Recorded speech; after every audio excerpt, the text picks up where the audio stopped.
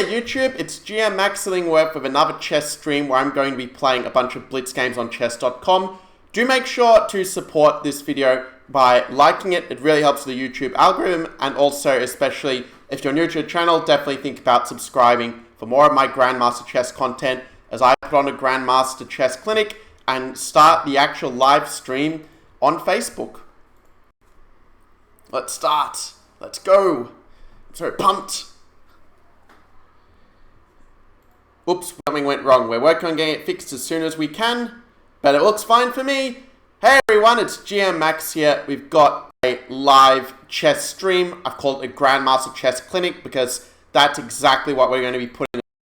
Me beating every single player on chess.com that I play against. And not only that, but also having a good time talking with you guys in the comments. Also sharing a little bit about the games, talking about other different things. Now, it's true I had the stream set for 5 PM, but unfortunately I couldn't start. Because what happened was I'd loaned my microphone and my camera to one of my wife's good friends to use. And he was meant to return it like before the stream started, but he kind of like got it was a bit late. And so I could only start the stream now as such.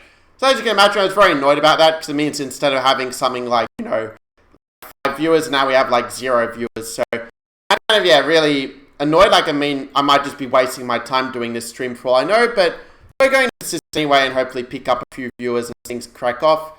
Which reminds, actually, I forgot to publish my chess announcing the Grandmaster Chess Clinic.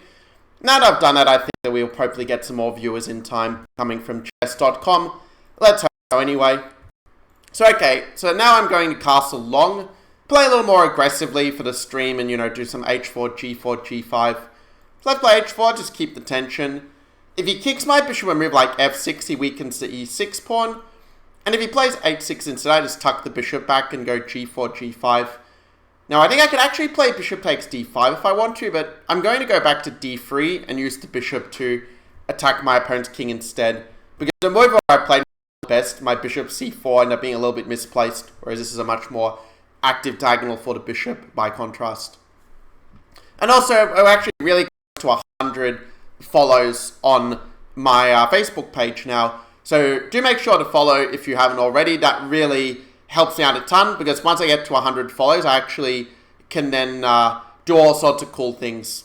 Like, for example, I can do Greek gift sacrifice and actually get rewarded with money for them rather than just saying, oh, that's a nice move, move on to the next thing. Actually, bishop h7 was complete rubbish because after take, and queen, knight g5, king g6, he meets queen g4 of f5 and I actually don't have anything there. But okay, this is a weird move. I mean, can I just take the rook? Can't I just take the rook? You can try to do some checks, but I just run away, yeah? And I could go bishop f8, knight g5 first. I wonder if that's even better. But I think it's better just to take the rook and be done with it. That's where I sort of, it's kind of useful I sort of can run with the king. It shows one advantage putting queen on e2 rather than on d2 that some of you guys might have been thinking. So do also, make sure to make your presence known. That is also true if you are watching the replay on YouTube. Please make something in the comments saying, I watched for longer than 3 minutes. I am one of the top 1% engaged people in the community. Now, in the previous stream, I was really angry at that time, and I made a lot of quite snarky comments that probably I wouldn't normally sort of make. You sort of had Angry Max or Cranky Max or whatever you want to call it. But I ended up having a bit of a nap in the afternoon, and now I'm feeling a lot better. By comparison, I mean, it doesn't change the fact this is definitely one of my very worst days in my whole year of 2021. A lot of things went really badly wrong, but also some things maybe potentially went very well. I discovered some interesting new opportunities I definitely am going to be looking into after this stream. Actually, I started looking into them while I was waiting for, to get my my tools back, as it were. Do I go 96? I mean, queen e4. I have so many moves here, I can't decide. Let's go queen e4. And if bishop f5, can I just play queen e5? Yeah, it looks so risky, but I think I can get away with this. Yeah, it goes f5 instead, which just lets me take the pawn, and now I'm pretty sure it's safe. In the absolute worst case, I can run away. Matt said, yeah, I would have taken the rook as well. Yeah, exactly. Welcome on the stream, Matt. Great to have you here and active in the comments, and also, you can always challenge me as well. Well, okay, technically you can only challenge me between when I play my games, but if you're on chess.com, you can challenge me. The way do is, if you've added me as a friend already, then you can just go to your friends list and see my username Illingworth there. If you haven't added me as a friend, the way to do it is going to be to go to Players, click on Top Players, and go, let's say, to Bullet Time Control. And I'm on the top names there. You can see my name, username Illingworth, and you can actually challenge me that way. Actually, it was Matt as well. You can have a really interesting idea for the stream of like running some simul at some stage, and not going to stream, but definitely I think quite a fun idea to do at some point. Okay, I only made one mistake. Considering it's a first game and I was sort of just warming up, I think that's kind of reasonable. I mean, one mistake was Bishop H7, I'm pretty sure. I don't think this was a very sound sack. But in a blitz game, sometimes even a not very sound sacrifice will still work if your opponent doesn't defend very well or doesn't calculate very well to defend. And as I was saying, you really should play Queen takes and not letting me make the move for some reason. That's kind of weird. Maybe it's because I'm doing another challenge. But anyway, let's go play another game against this guy, Raid 2000, Josh Name. Let's play D4. Maybe want to try and play some slightly mainline openings. So I've had this idea actually of playing the Queen's Gambit in all my games, just explaining like how to play the Queen's Gambit as white in this video. Matt says, will do, just let me finish the game with a CM first. Yeah, good luck in that game, by the way. So Bishop B4, Knight D2. He should probably go Knight F6, Knight F3. There is this line where you can go D6, Queen F6 and try to hack, but it's not very sound if white knows what he's doing. So I go E3. So this line is known as the Budapest Gambit when they go E5. Where, yeah, they get back the pawn on the one hand, but on the other hand, they spent all of these moves with a knight just to get the pawn back. And I still have a very nice lead in development, and his bishop is going to... Oh, did he just blunder with Queen A4? Yeah, because normally he has knight C6 to block that, but here he doesn't. So that's why D6 is just a big blunder by him. And now I'm just a piece up. Cast, I could even go H4, H5, but I'm just going to play normally. I could also take on B7, which... It looks very risky, but I think I can get away with this. The point is if he goes, let's say, Rook B8 and takes B2, I'd have Bishop D6 and a skewer. But now I can even just play a move like Queen F3, for example, or Queen D5, like any sort of queen move. Because now if he takes, I've got the move Rook takes, Queen H8, and we see the this idea. And so I'm just up now a Bishop, and I'm up a Rook as well, just completely for free. I'm just going to complete my development, consolidate, and then it's pretty straightforward. So, what random things can I talk about on today's stream? I mean... The one thing I can talk about is NFTs, but I don't know like absolutely nothing, almost nothing about them, but it hasn't stopped me talking about things in the past. Now, those who are wondering what the heck is an NFT, it's short for non-fungible token. Okay, what the heck is a non-fungible token, I hear you asking. What it is a, as I accidentally click something here. Okay, I'm trying to see the comments, but, okay, I can, why can't I see the comments? That's really, really weird. I could see them before. Yeah, I set it to default. Okay, excited to click settings before. So wait, non-fungible tokens, what are they? The best way I can sort of compare it is basically a digital asset, and I might compare it now to, or a unique digital asset to be precise. What I would compare them to would be like sort of art, like originals of art. That yeah, lots of copies can be made of a different artwork and so on and so forth, but at the same time there's only one original. And basically what an NFT is, it means that you have that original copy, and the original ends up being worth a lot more than the copy. So the idea is you can eventually end up like selling it later on and getting some revenue. Or even, let's say, if every time someone uses that NFT of yours, you get like a sort of commission from it. So it's kind of an interesting like blockchain technology. People should cryptocurrency might probably will know a lot more than me, because I only really started to understand the most basic elements of it in the last 1 or 2 days. But it's sort of one thing I kind of got curious about, like things like how do you make an NFT, how do you earn NFTs, this sort of thing. Because I really think, I was saying in the previous stream that, I think that jobs as the way that we know them now are going to just not really exist, I think, and computers are just going to do jobs, and so I think we're going to see shifts to things like different ways of earning money, like sort of metaverse kind of style. Well, basically you might have heard if you've been following sort of some tech news lately that basically Facebook is wanting to move towards creating a metaverse of sorts where everything is sort of connected. I mean, if you've watched like Ready Player One, or if you've read that book, then you'll kind of understand it's like very similar to this world that, I've forgotten the guy's name, even though I watched the movie like 5 times. But yeah, well, like the creator of that universe created. And it was also Steven Spielberg, if Spielberg directing, it's going to be a pretty good watch.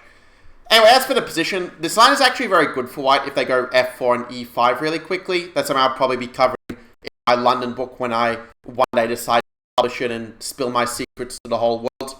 I mean, that sounds so scandalous saying it like that. But yeah, I mean, he's misplayed it, and now I just have an extra pawn. The one thing he does have is he can try to go 96 in a lot of positions, which could be a little bit of a nuisance.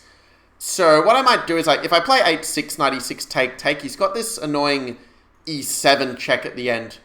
And if I go knight c6, I come to a check. I nearly blunder a knight for nothing. Okay, my answer is to go king h8. And that way then, if we do this sort of thing, he's not going to have e7 with a check. That's the idea of this prophylaxis. Just a good idea in general to get this bishop off diagonal. We've got a few more viewers joining.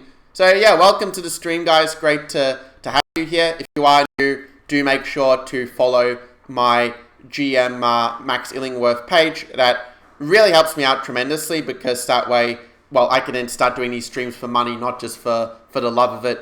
Though it is true, like, I mean, if you're earning money in a job you hate, that's not exactly the dream either, but you get what I mean. So knight d7, rook here, I go queen d4, force the queens off. And yeah, despite intentionally playing a slightly garbage opening, I think I am probably winning this endgame.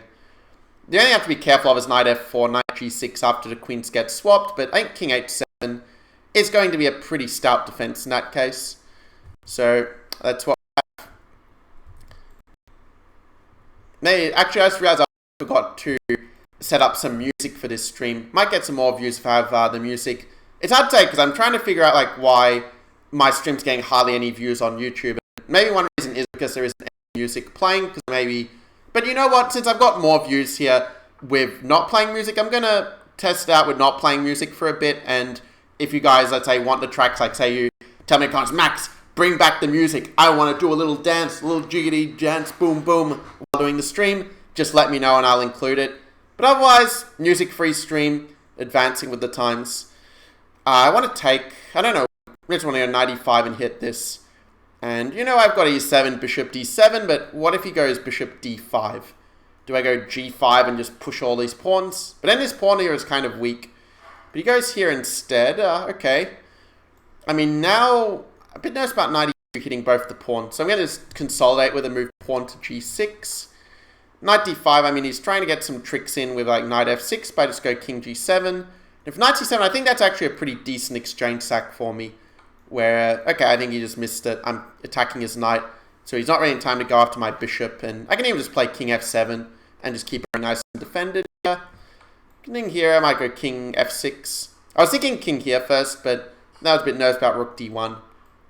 Whereas, okay, he's trying to attack this guy, trying to get some counterplay. Let's just ignore it with rook c8.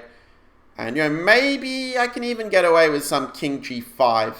Hit the knight and, you know, run the king this way. And it does look very weird looking, but maybe he doesn't actually have a way to mate my king. Well, let's find out anyway. Okay, I blundered he can play knight d4, but I do have rook to c7, and I think I sort of consolidate there. This is my idea, to go king g3 and say that maybe I can even try to mate him. Of course, with knight d4, this does completely stop that. So, okay, maybe I play rook to c7. Oh, I should play somewhat fast as well. Okay, my king does have a hidey hole. It looks like he should have mate, but I don't think he does. Let's go h5, just run the king back if I need to. Just play it safe when he's got no time on the clock. Okay, I'm just going to bring the knight back, because this would have been annoying otherwise. He could play rook e6, but instead he does this, and okay, I'll just play rook c2 and he flags. It was convincing, but I did get the win in the end. Let's play once more. Play another opponent. Again, remember, you can challenge me as well after I finish a game. So Chico Loca from Estonia, which is also a place where the great Paul Kerr is, one of the greatest players never to become world champion, is from. So it's kind of like saying that people only ever remember who was sort of first. So like, if you're the second biggest streamer in the world, you're going to have like half the number of people know you or something compared to if you're the number one. Or maybe even a lot less. I mean, how many people recognize the name Michael Jordan versus the name Scottie Pippen, for example? But because Pippen was like the number 2 for Jordan. Like if you watch the, I think it's called The Last Dance on Netflix. It's like a really good series.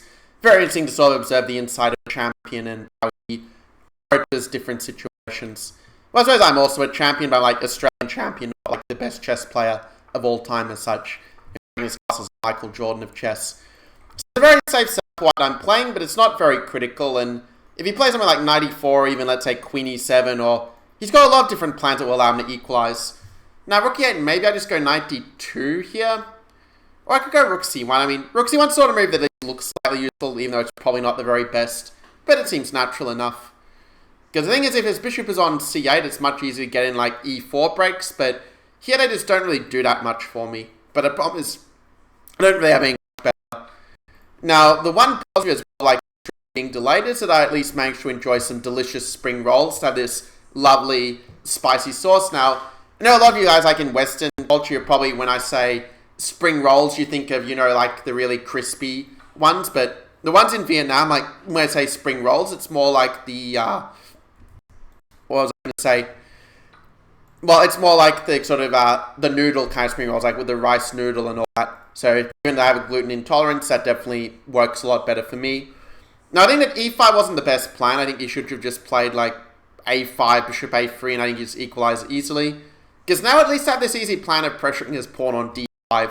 And the fact that I trade two sets of minor pieces means that with the rooks focusing fire, it's much easier to potentially win that pawn one of these days than if all of the pieces are on the board and we have a full-bodied fight. So yeah, Queen E4, I think just Rook D1 is good. I don't have to take and, you know, improve his structure for him. I can let him take me. And then after takes, my pawns get doubled, but he has no really good way of defending this pawn. Well, except this move that has like Rook D5, Bishop H2 in the mix, which I did not see. Okay, now I might revert back to the Queen E4 plan. Because if he does take here, I think the structure is still better for me. Yeah, he has more space on the one hand, but on the other hand, he also doesn't have many pieces left on the board, and he has a lot of squares he kind of needs to cover in this position. So I kind of like my chances here of outplaying him. I can go G4 and just make it hard for him to defend that pawn in the future. Because a move like G6, I can play Bishop F6 and just, you know, fix that whole kingside structure in my favor. I might play Rook C4. I could have played Rook D8 first, but my idea is that if he takes, I can maybe bring my king back and try to argue that my king may be better on C2 would be on E2. And also sometimes keeping the tension just makes them think a lot more than if you play takes and, you know, they kind of... If you play Rook D8, they're going to play Rook takes D8 and they're going to play Rook E8 almost instantly. Whereas here, you know, he spent like 20 seconds on his move until he just ends up a lot further behind on the clock. This incidentally is a trick that Nakamura also outplay his opponents and allow him to play quickly, and I kind of picked up the idea from him, and when I did it, did improve my blitz performance quite a bit. So, I mean, the position objectively is nothing special, and I probably should have gone Bishop D4 to stop his rook coming in potentially. But still, I can grab some space. I can still try to squeeze a little bit. You know, Bishop E5, I can take and go Rook C7. So his bishop is always going to be a little bit passive on this B8 square. And if B6, he gives me a C6 square, so I can certainly just ratchet up the pressure like this. The fast way for him to lose would be King D5, Rook D4, and I would skewer the King and Rook. So H5, he's trying to force to play a little bit. He's not really threatening anything. I can just play A5, I think. Unless Rook D5. Yeah, you can do Rook D5. This was a very big miss by me, I think. Because, yeah, Rook here. Yeah, I just don't have a good way to defend this pawn, which is super annoying. So maybe I just have to counterattack with Rook G8 and go after this weakness.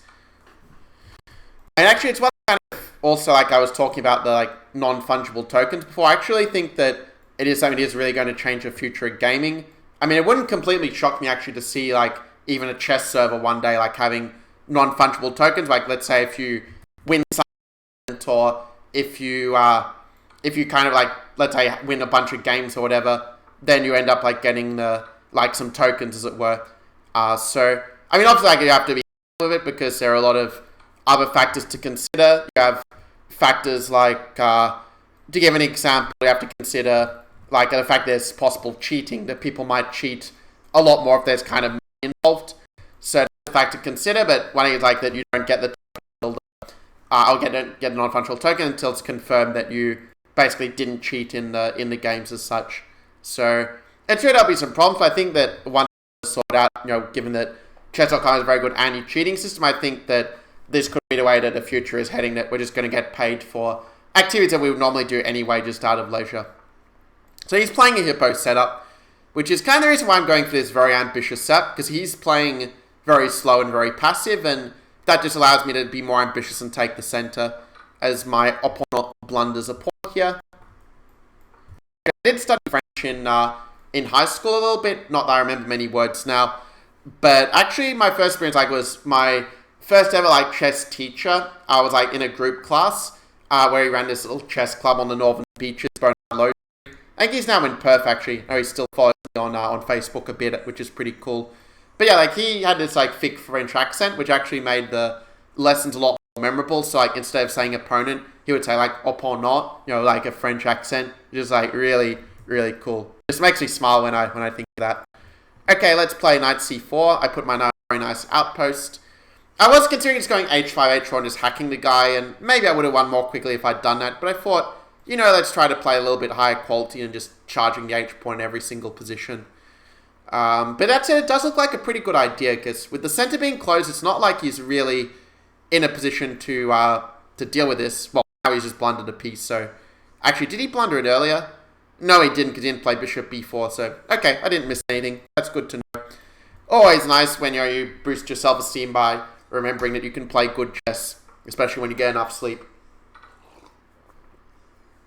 Actually, I remember in the past, when I was coaching chess, there was a student I have who would always seem to have some really good reason why he lost the game, I didn't sleep, or this was distracting me, or this kind of thing. I mean, those who've had coach students in the past, you'll probably relate to that experience quite a lot. But I remember that's something I used to kind of do myself when I was in probably in my late tween years. I kind of just make too many excuses for losing, and that kind of held back my progress a bit as a player. Once I started to more carefully analyze, well, okay, this is why I lost the game, and this is why I can actually learn from it, and develop a more curious mindset rather than a lazy mindset. That really helped me quite a lot to improve more quickly. Because I think excuses sort of sound and feel good in the moment, but it just kind of holds back your progress at the end of the day. So now he's blundering the bishop. Actually, it reminded me of a rap song I created 2 years ago. I think I drew it. Yeah, I guess created a rap song. It's pretty simple. Lyrics are definitely a lot less sophisticated than some other ones I've done in the past. But yeah, maybe one of these days I will share it. Except the moment I share it, it's gonna get banned from Facebook, so the instant I share it. So on third thought, maybe I can't. Anyway, b5, I can take with a knight, I can take with the pawn. There are a million ways to win this position, but I think the easiest is just to trade everything. Just trade pieces and just queen the pawns, because I'm 3 pawns up after all. So it's a slow but the sure way to win. Sometimes what I see at some levels is people try too hard to win beautifully, and they just end up outsmarting themselves and losing to some simple blunder. Whereas if they just played the simple obvious moves, they would have just won easily. So now I just have to be a little bit careful I don't stalemate his king, but I think this is not overly difficult to avoid. I'll just make sure I have at least 2 squares for that king to move around to. Okay, guys is not going to resign. Maybe it's because he saw one game playing against a 200 rated player where the guy just never resigned, and when he was about to flag, ended up stalemating him, and man, that was a pretty bad day. It was really bad after that.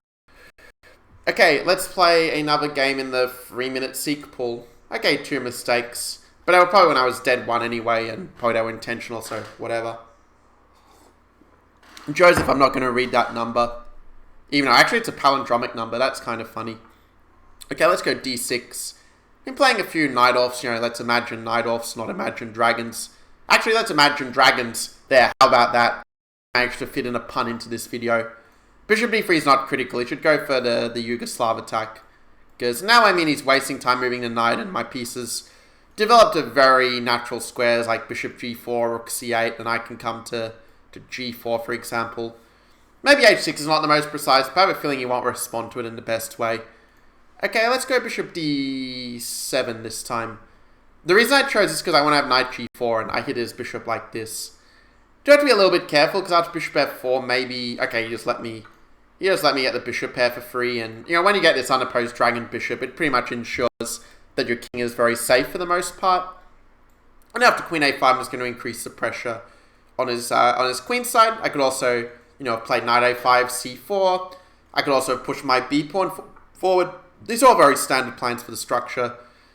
Alright, you've tempted me long enough. I'm going to give up my prized dragon bishop because I win a pawn on the next turn.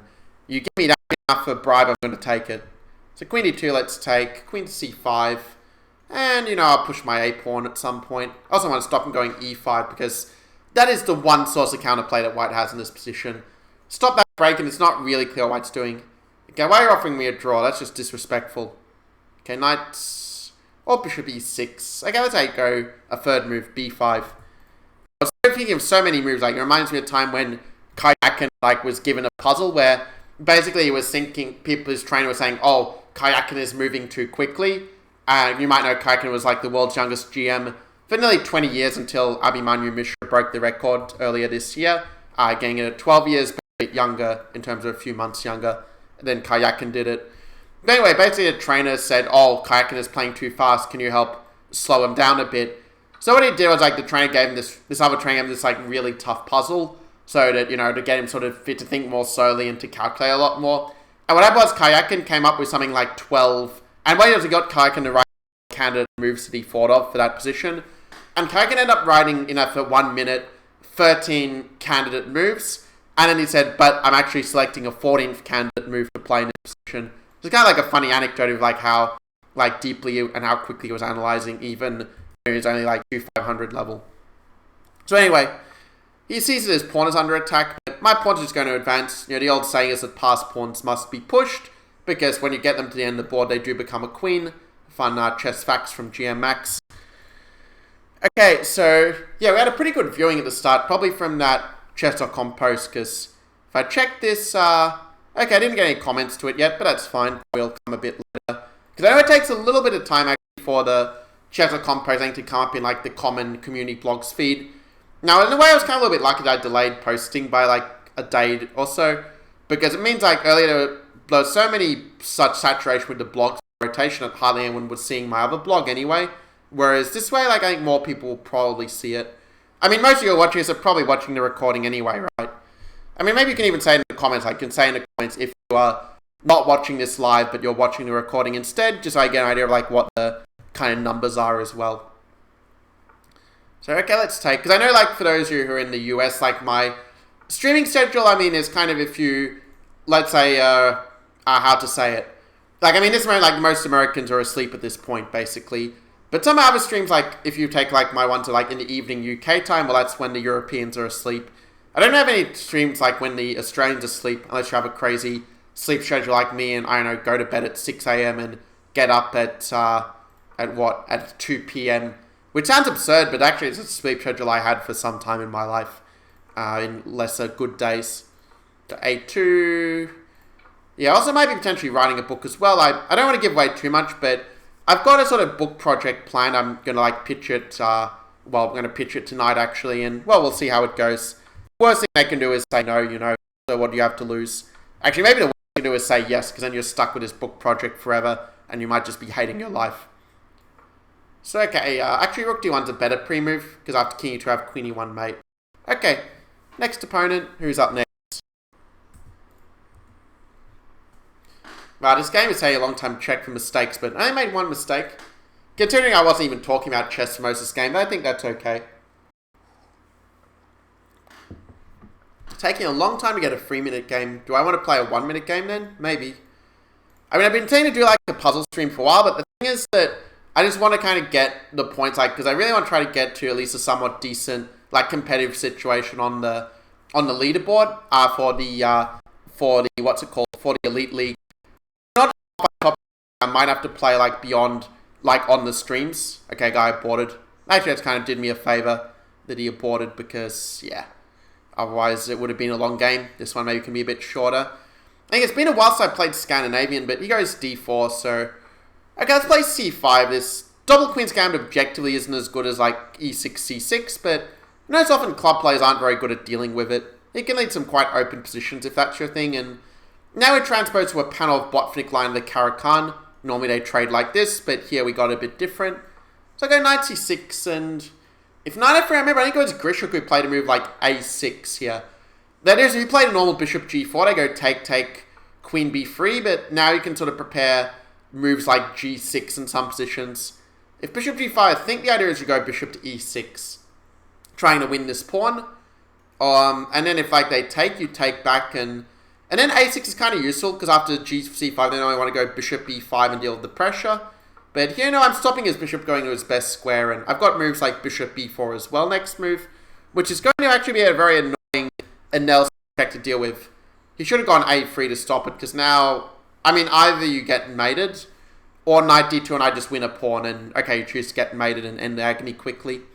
0 mistakes, even after playing a beginner's pawn move. How good is that? Okay, so I'm playing another player from Australia, fellow Australian. Shout out if you're watching a stream, but unfortunately you just blundered a pawn. Or maybe not a blunder, maybe you're playing like as a Mora Gambit. But I can go knight f3 even, and you know, you sort of don't have this extra option in the Mora. Okay, so here, okay, you know what, I'm just going to take it. Actually, I could have played knight e5, I didn't even see that. But the guy's just donating all his pawns to me. I mean, if you want to donate to me, it's much better if you donate to the stream, like with, you know, using my PayPal link than donating to pieces. I mean, no, I do appreciate the pieces as well. I mean, I'm grateful for it. It's just that, you know, I can't exactly trade the pieces into, like, you know, currency that I can use, like, to invest in more stocks or whatever. Whereas if you donate on the stream on PayPal, you know, I can actually use it for a good cause. I mean, you know, just imagine, like, if you donate me, like, $100, like, those dollars, like, to save, like, kids in Africa, and you're really making the world a much better place. Now, of course, they're going to say, well, I could just donate the $100 to kids in Africa. But, like, you know, it's one thing to say you're going to do it, another actually go ahead and do it. Anyway, so now his knight is trapped, and, well, that knight is going to the cleaners, going back in the box. It's funny, like, so maybe, like, I think you only play chess online and not, like, over the board anymore. So, like, back in the box, you're probably like, well, what box? And then it's like, what I'm referring to is the box of pieces that, you know, that you have. For a second, I thought that I had allowed his knight to get free, but luckily I am still covering this f6 square. So I think it's all still well and good. I hope so. He has a bishop e6. Playing a little bit carelessly this game, but fortunately I do think I'm still winning. So he castles long. He's trying to do some bishop e6 funky business. So maybe I'll throw in b4 first to kind of recycle the knight and then take his knight. That's my thinking. Because his queen doesn't actually have anywhere to go if he doesn't take it. Because I just cover everything with my pieces.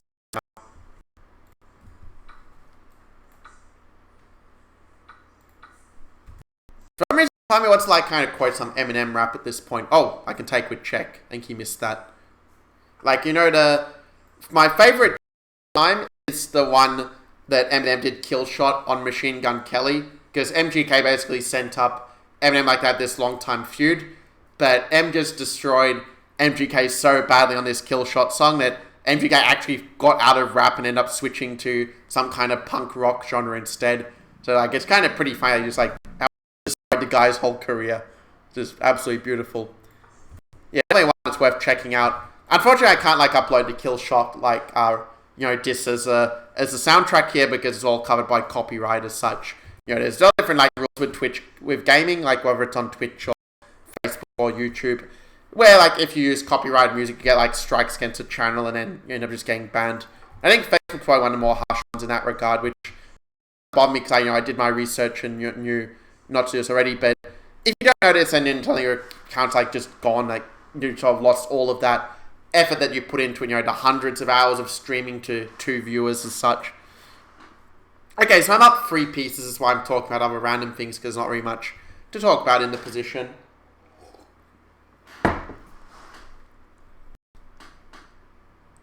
Also, the other thing as well, like with quoting Eminem, the other issue is that it's like, his music has lots of swearing, and like me personally, I really don't care. I'm not offended very easily in general, and you know, I just don't really care that much whether someone swears or someone doesn't swear. Like, it doesn't really make a big difference to me. But I know that some people are more concerned, like, and if I dropped an F-bomb, you would immediately, like, report the stream for obscenity. So I do try to keep it somewhat child-friendly, even though if it was, like, part of me just wants to, like, just swear every sentence. But, you know, I'm biting my tongue here, guys. Okay, I have a beautiful rook b7. And the idea is after he takes, I go knight c6. And I have a double check, which means he has to move his king to get out of it. But now I take and I have queen c8 and mate. And that is the end of the game. Mistake, one blunder. Yeah, whatever, I don't care. I know what the blunder was. It was like not taking his free knight and trying to get more fancy. Imagine like an Australian poem, like in my Wild Erotic Fancy Visions claim to me of Clancy. Like, it was from like 100 years ago. Like, now, like, if we said it, you'd think it was like some, like, introduction to some sort of erotic novel or something. But, yeah, that's what they had used to talk in Australia back in the time. So bishop g5 is the main line. I want to play b5. I haven't played this Polagevsky variation, I think, yet. So let's do it for a little variety. And he obviously doesn't know that you should go e5 and, go for this. And because he doesn't know that, I just get an improved version of the normal lines where I basically don't even have to play, the usual bishop e7, knight d7 preparatory moves, but I can just go for the b4 threat immediately. And already I'm very tempted to try and move queen b6 and just try to force through b4, but I also wonder if I can even do better than that. What if I go h6 and just put the question to the bishop? Because if he takes, my knight just takes back, but with bishop h4 I can say the bishop's maybe a little bit worse on that square in some cases. Queen c7 transposed to a normal position, but I'm going to go rook c8 and try to squeeze the maximum juice out of the move order. Try again some rook c3, knight e4, and do this standard exchange sack to eliminate his center. And, well, if he plays bishop d3, it would actually ruin his structure as well. This sort of sack is very thematic, and I don't know if I've timed it correctly here, because, he does have, king b2 and he can defend, but usually you get pretty good compensation. I was thinking queen a5, which is probably a better move, actually. But I was a bit nervous, I thought that maybe he gains a tempo attacking my queen later, and I didn't see I was in time to go knight a4. So that would have been a lot better, but, maybe I can still do the same idea anyway. I mean, bishop e2 isn't possible to defend the pawn, because then he's going to lose the pawn on e4 after that. And if king b2, I still have this idea, so he's just saying screw it and just giving up the pawn, but now my queen is right in his face. It's very annoying when his king is so exposed like this. Very, very annoying for him. In fact, I can even go knight e4 and grab another pawn, and I don't really see why not, quite frankly. Because bishop e4, queen f3, I have this little x-ray, where I go bishop f3, but I also am forking the rooks at the end. So that's why I shouldn't have played this bishop e4, but the problem was he already was down 2 pawns for exchange, and I just had a much better position to go along with it. Now, opera mate would be jumping the rook to d8, but only knights can jump over pieces, not the rooks. Now, when he plays rook g1, I can even play just some improving move, because his rook is completely stuck in place. But if he goes h3 or moves this rook, then I will actually take it. So let's take once again, just take stuff. In fact, now I even win his bishop, because my rook is now covering his squares.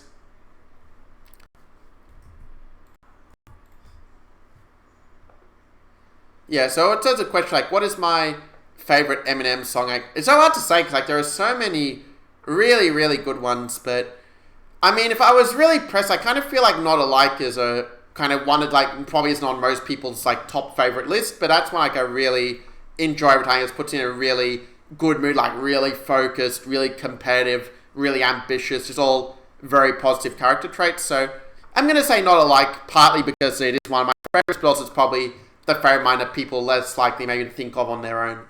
So anyway, we'll play f3. I mean, it's one thing as well, with COVID, I used to watch so many movies before COVID. I'd go to the cinemas, check out all the movies, had really good reviews. I was inspired to some extent by Jeremy Johns and his really funny and interesting movie reviews on YouTube. But the thing is, with COVID, A, we can't go out east because of lockdowns, and B, I'm in Vietnam, so I don't have, the same selection of English movies. But they still have a decent selection, to be fair, but obviously, there's more in a Western country like Australia for English language stuff. So, okay, basics, I'm just going to play... I can just take, actually. He's not even threatening anything. I was thinking going a4 and just locking down the queen side, but I can always do that later. And I mean, it's going to be fine.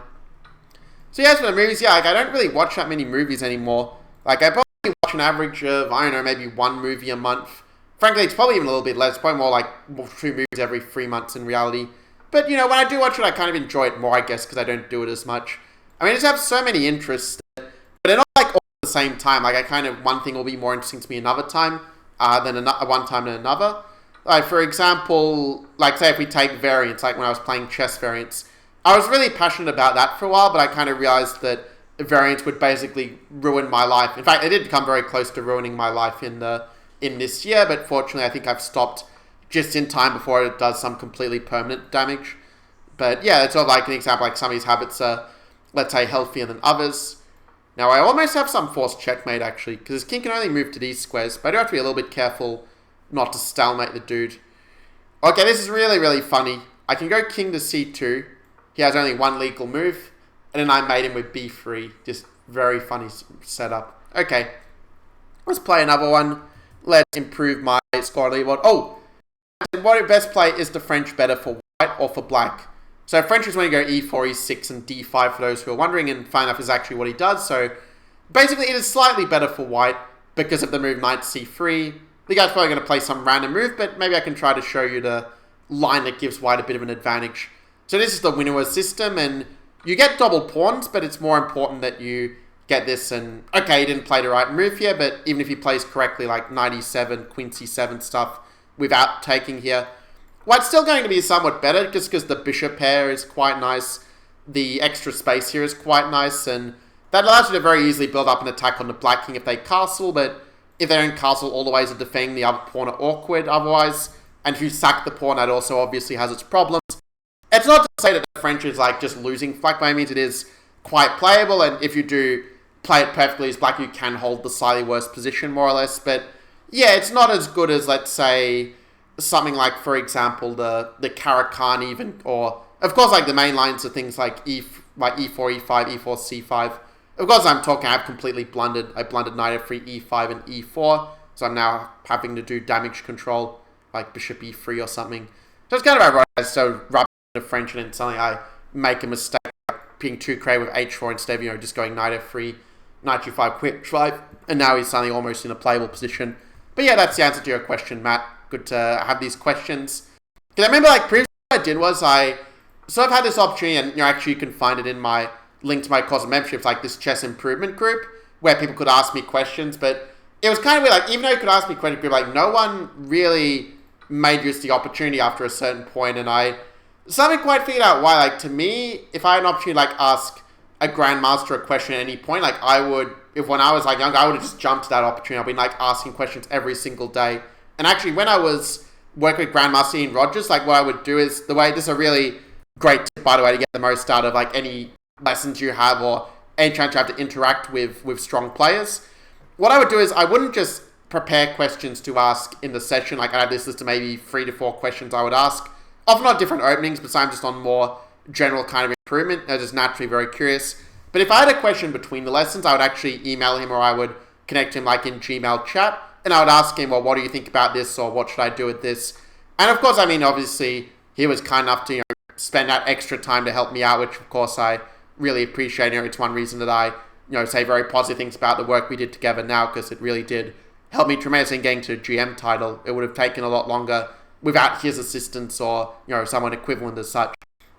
But yeah, basically that's like, for some reason, most people I think is not very good at asking questions. I think that's what it is. It's kind of like a skill that I was kind of lucky that, I mean, in a sense, maybe it's not actually as much of a learned skill as I thought, because you think, like, let's say when you're a baby, in the first so many years of your life, I mean, you're asking questions all the time, like, why, and even like some questions like interesting for science, like, why is the sun look like yellowy red to us, or, why is the sky blue, like these sort of questions that, when we're an adult, we might just like, well, I don't know, or like, this is a dumb question, or this sort of thing, because, we had some bad experiences at school or our life or whatever. But actually, like, it's sort of the thing, like, sort of, we have that skill naturally, and somehow, with society, the way that we respond to different events, or the way society responds, we just lose this ability. And I think it's really unfortunate. I mean, when I eventually have kids, if they lose this skill completely, I'll feel like I would have failed as a parent. So I always want to make sure I have a curious mind. If I have a curious mind, like, even if they screw up in other ways, like, at least it's going to be able to sort of figure things out for themselves a bit. So, I mean, it's also like, because nowadays you have Google, like, you can ask a question, like any question at Google, and get an answer, but the thing is, like, for all of the great things, like, of having this sort of quantum of information, or this bounty of information just at our fingertips, like, it also, I think, does take away a lot of our curiosity at the same time. Like, if you think about it, we sort of stop thinking of trying to figure out the answer for ourselves as such. And there are some things, like, where, like, for example, things like knowing what kind of, partner you should eventually, be with and share your life with as such. Like, this is not something that you're just going to figure out from a Google search, And sometimes, like, with chess, like, you're not going to figure out the absolute best opening for you to play, like, in your situation just from a Google search. Like, it's just absurd. I mean, obviously, I can think, like, if someone asks me what opening I play, I can say, well, this is what has been shown to score the best on average at your level, but ultimately it's your decision. You should make that decision for yourself. You should test out different openings to find what you kind of like, and then when you sort of figure it out, then you know you can just stick to it. And also an important point as well when you are trying different things, like don't give up like just because you have one bad loss. That was something I did sometimes a bit too much in my playing career. Like I'd have one really painful game and I just wouldn't want to look at the opening that I played ever again. But the reality is that it sometimes takes a bit of time to get really good at something, where the first games you play, I mean, you are going to screw it up, but that's kind of the whole point in a way, that you learn from those games and then you get better. Like it's more important where you're going than where you are at the moment. So that's kind of my philosophizing about, you know, openings and, you know, knowledge and curiosity and how it all kind of relates. So I'm going to attack this. I mean, he can play Queen G5, except he's got Knight to C7 to deal with. So he goes Knight D4, he's trying to get some counterplay, but because I have this very strong grip over D5, it just gives me a good hold, a good stranglehold over the center. And Queen G5, I can just play Knight E3 and just keep everything very nicely defended. Now, I do have to be kind of careful, or wary rather, about some rook attack. I mean, he may have some reasonable sort of compensation here. So maybe I'll go Queen to D3. And I just want to trade off some pieces, because that's going to make my extra pawn a lot more valuable at this point. So if I can trade off all the rooks, that will very much safeguard my king from an H-file attack. Now, another plan I might want to do at some point is to go F3, Bishop F2, but at the moment this is under some pressure. Okay, if you can put your rook on this square, I can build up on this file as well. I mean, he's not really stronger on the queen side. He's got the play on the king side, where he's got some open lines to work with against my king. I do feel like my opponent is maybe playing on the wrong side of the board here. So I go Rook C1. You know, let him take if he wants to. I mean, I can also take, but if I take, he has moves like BC6, my knight gets kicked around, and maybe I can go Knight B4 and attack his pawn or something, but it doesn't feel as convincing to me, personally. Now, so far, nobody has really comment on the video, excluding people watching a recording and commenting later, is Matt. I do want to hear from a few other guys as well, like, you know, if I am completely think I'm completely wrong about my philosophizing, you're welcome to, you know, respectfully disagree as well. We can maybe have a fun discussion while waiting for my opponent to make a move. It's like, make a move, Raral, make a move. Because there was this commentary where I think it was, it was a game between Smirin as white against Vishyanath as black in a blitz playoff to qualify for like the next part of a knockout cycle. And there was this position on move 4 where Smirin played a somewhat unusual move order. And I think it was like a 5-minute game or something, maybe a little bit more, like 6 minutes to 5 minutes, or 5 minutes, 6 minutes. But basically, that game was one where Anand just sat there thinking for a full minute on move 4 about like how to deal with Smirin's move. And I think commentators like Maurice Ashley and Danny King, both really great commentators, really do a great job making chess a lot more interesting. So great work on their part. And like at some point, Maurice Ashley was just like, make a move, Vishy, make a move. And it just came like this whole kind of funny meme after that. Anyway, Queen G4 threatens Knight E2. I did nearly overlook that. I'm wondering if I can even sack though. Part of me wants to sack, but I just feel like probably it's better to go Rook E1 and just keep things under control. Because if he takes, I've got like Queen D4 in some positions. That's kind of the idea. But he could go E takes. But if Bishop takes Rook Queen F4, I've got Rook F1 at the end. And then I can win the queen with the pin. So he's going B5. I might go Knight. If I go Knight E3, then my Bishop's on. So I go Knight D2. Keep it defended. Take, and you know, his knight gets kicked back. Now I'm feeling a bit more optimistic about my position because these pieces aren't really very harmonious. And actually, it's one thing I kind of was forgetting about when I was thinking about how do you create a good plan in chess. One factor I didn't really consider as much as I should have was actually the harmony of the pieces. And that's just how well the piece coordinate together to form some kind of plan. Now, Knight F5 was a good move because now he's going to get his pawn back. Maybe I'm still better anyway, but it does feel like the momentum would have shifted a little more to black if he had taken. And so he's doing this weird sequence where I just pick up a pawn and I don't quite understand what his idea is. Probably he doesn't either because he just blundered a piece. The third position, yeah. I was going to say he doesn't have enough time to resign, but apparently he did. So, another play once more. Tunisian Killer. Man, I had to be careful about reading out these usernames because they might ban me saying, you know, I'm being like hateful and I'm just reading out the username. But anyway. But actually the guy is like from Tunisia, so yeah, that's what it means. A very dangerous Tunisian chess player. Okay, he's giving up the pawn in this weird way, just making my center stronger. I mean, I could even take it. I mean, it does double my pawns, but I'm also maybe getting this outpost, which looks very tantalizing. That's queen a4 though. But I have knight c5, and I give back the pawn, but I get some play. Let's go knight... Let's go knight d4. I'm very starting to regret this decision to play this dc4. Was maybe asking a little bit too much of the position in retrospect. But maybe I can go knight b4 and try to get some play with... But knight b4 just doesn't do anything if queen b3. Unless rook b8, maybe I can make something like this work. Because the one thing is, like, I have damaged my structure, but I get a lot of activity in return. You know, my bishops are a lot more active than his at the moment. And I've got a little bit of a lead in development to work with. I have all my minor pieces in the game, and he still has not got his c1 bishop out. Basically, the hallmark to determine when you're out of the opening is that you have connected the rooks. And my opponent has not done that yet.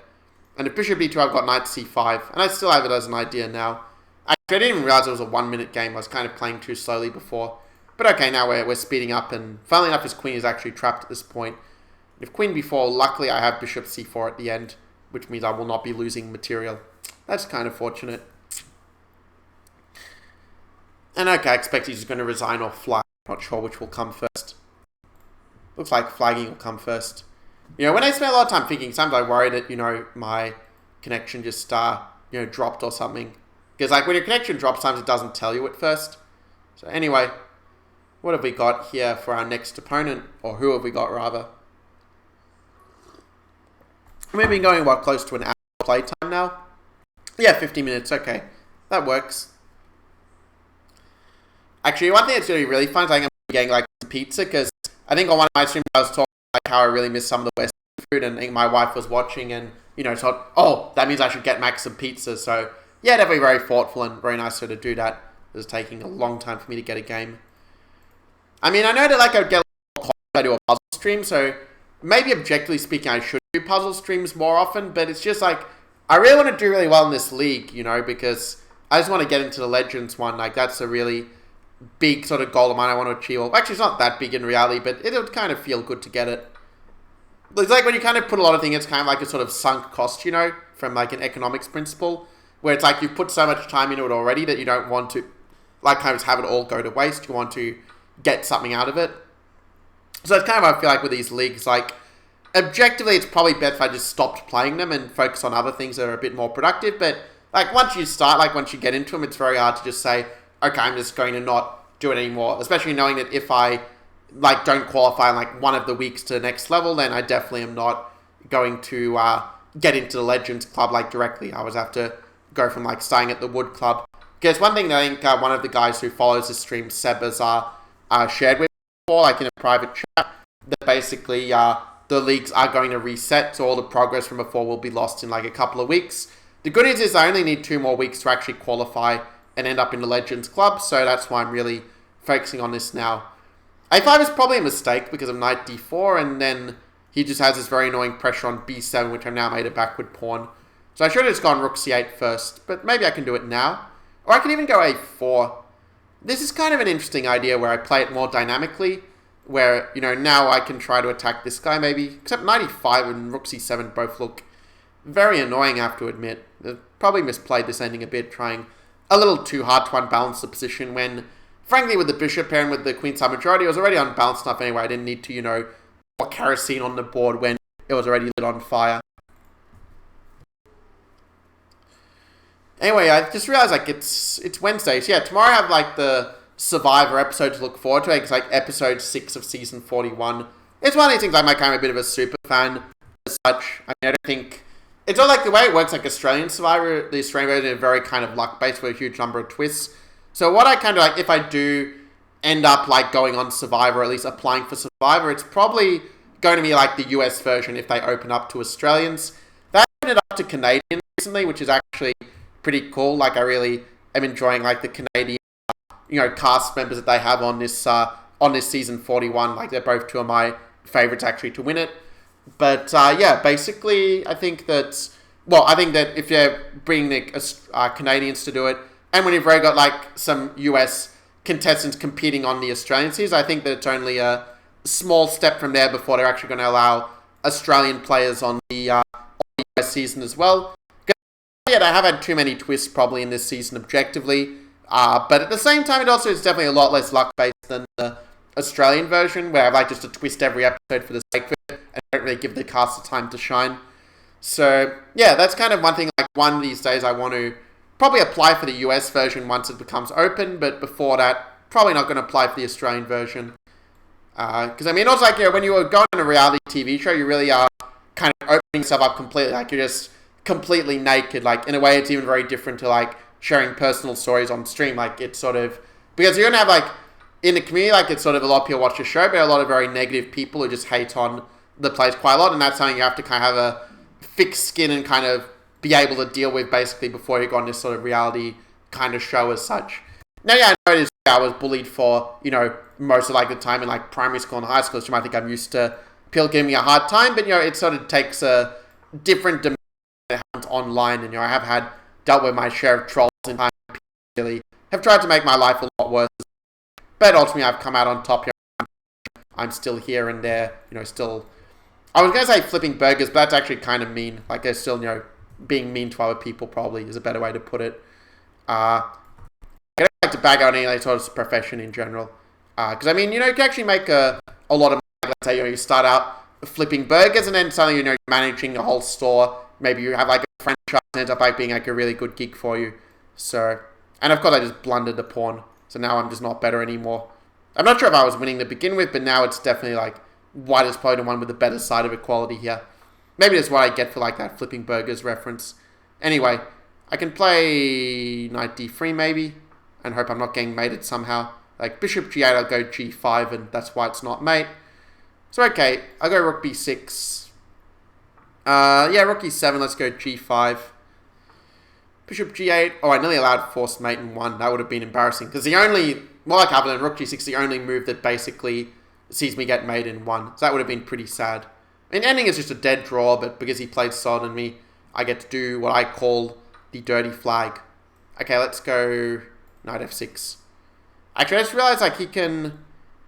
this is so annoying. He can just take my pawn. It's just a dead draw. What am I doing with my life? Okay, I have a plan. We take... And he's going to pre-move stuff. It's really not very, like, ethical to flag like this, but I'm so annoyed I'm just going to do it. So he's moving so fast. Yeah, he's just going to... Okay, there is one idea I can do. This is so dumb. Oh, and I just blundered the pawn. Oh, man, I was, like, doing really well. I just, like, played just really badly in the endgame. So it's so frustrating when win one of these games as a much lower rated player. Like, it makes me really annoyed. Okay, let's play Old Indian for a little variety. E5. Actually, maybe I should have gone knight d7 for a bit of variety that way. But okay.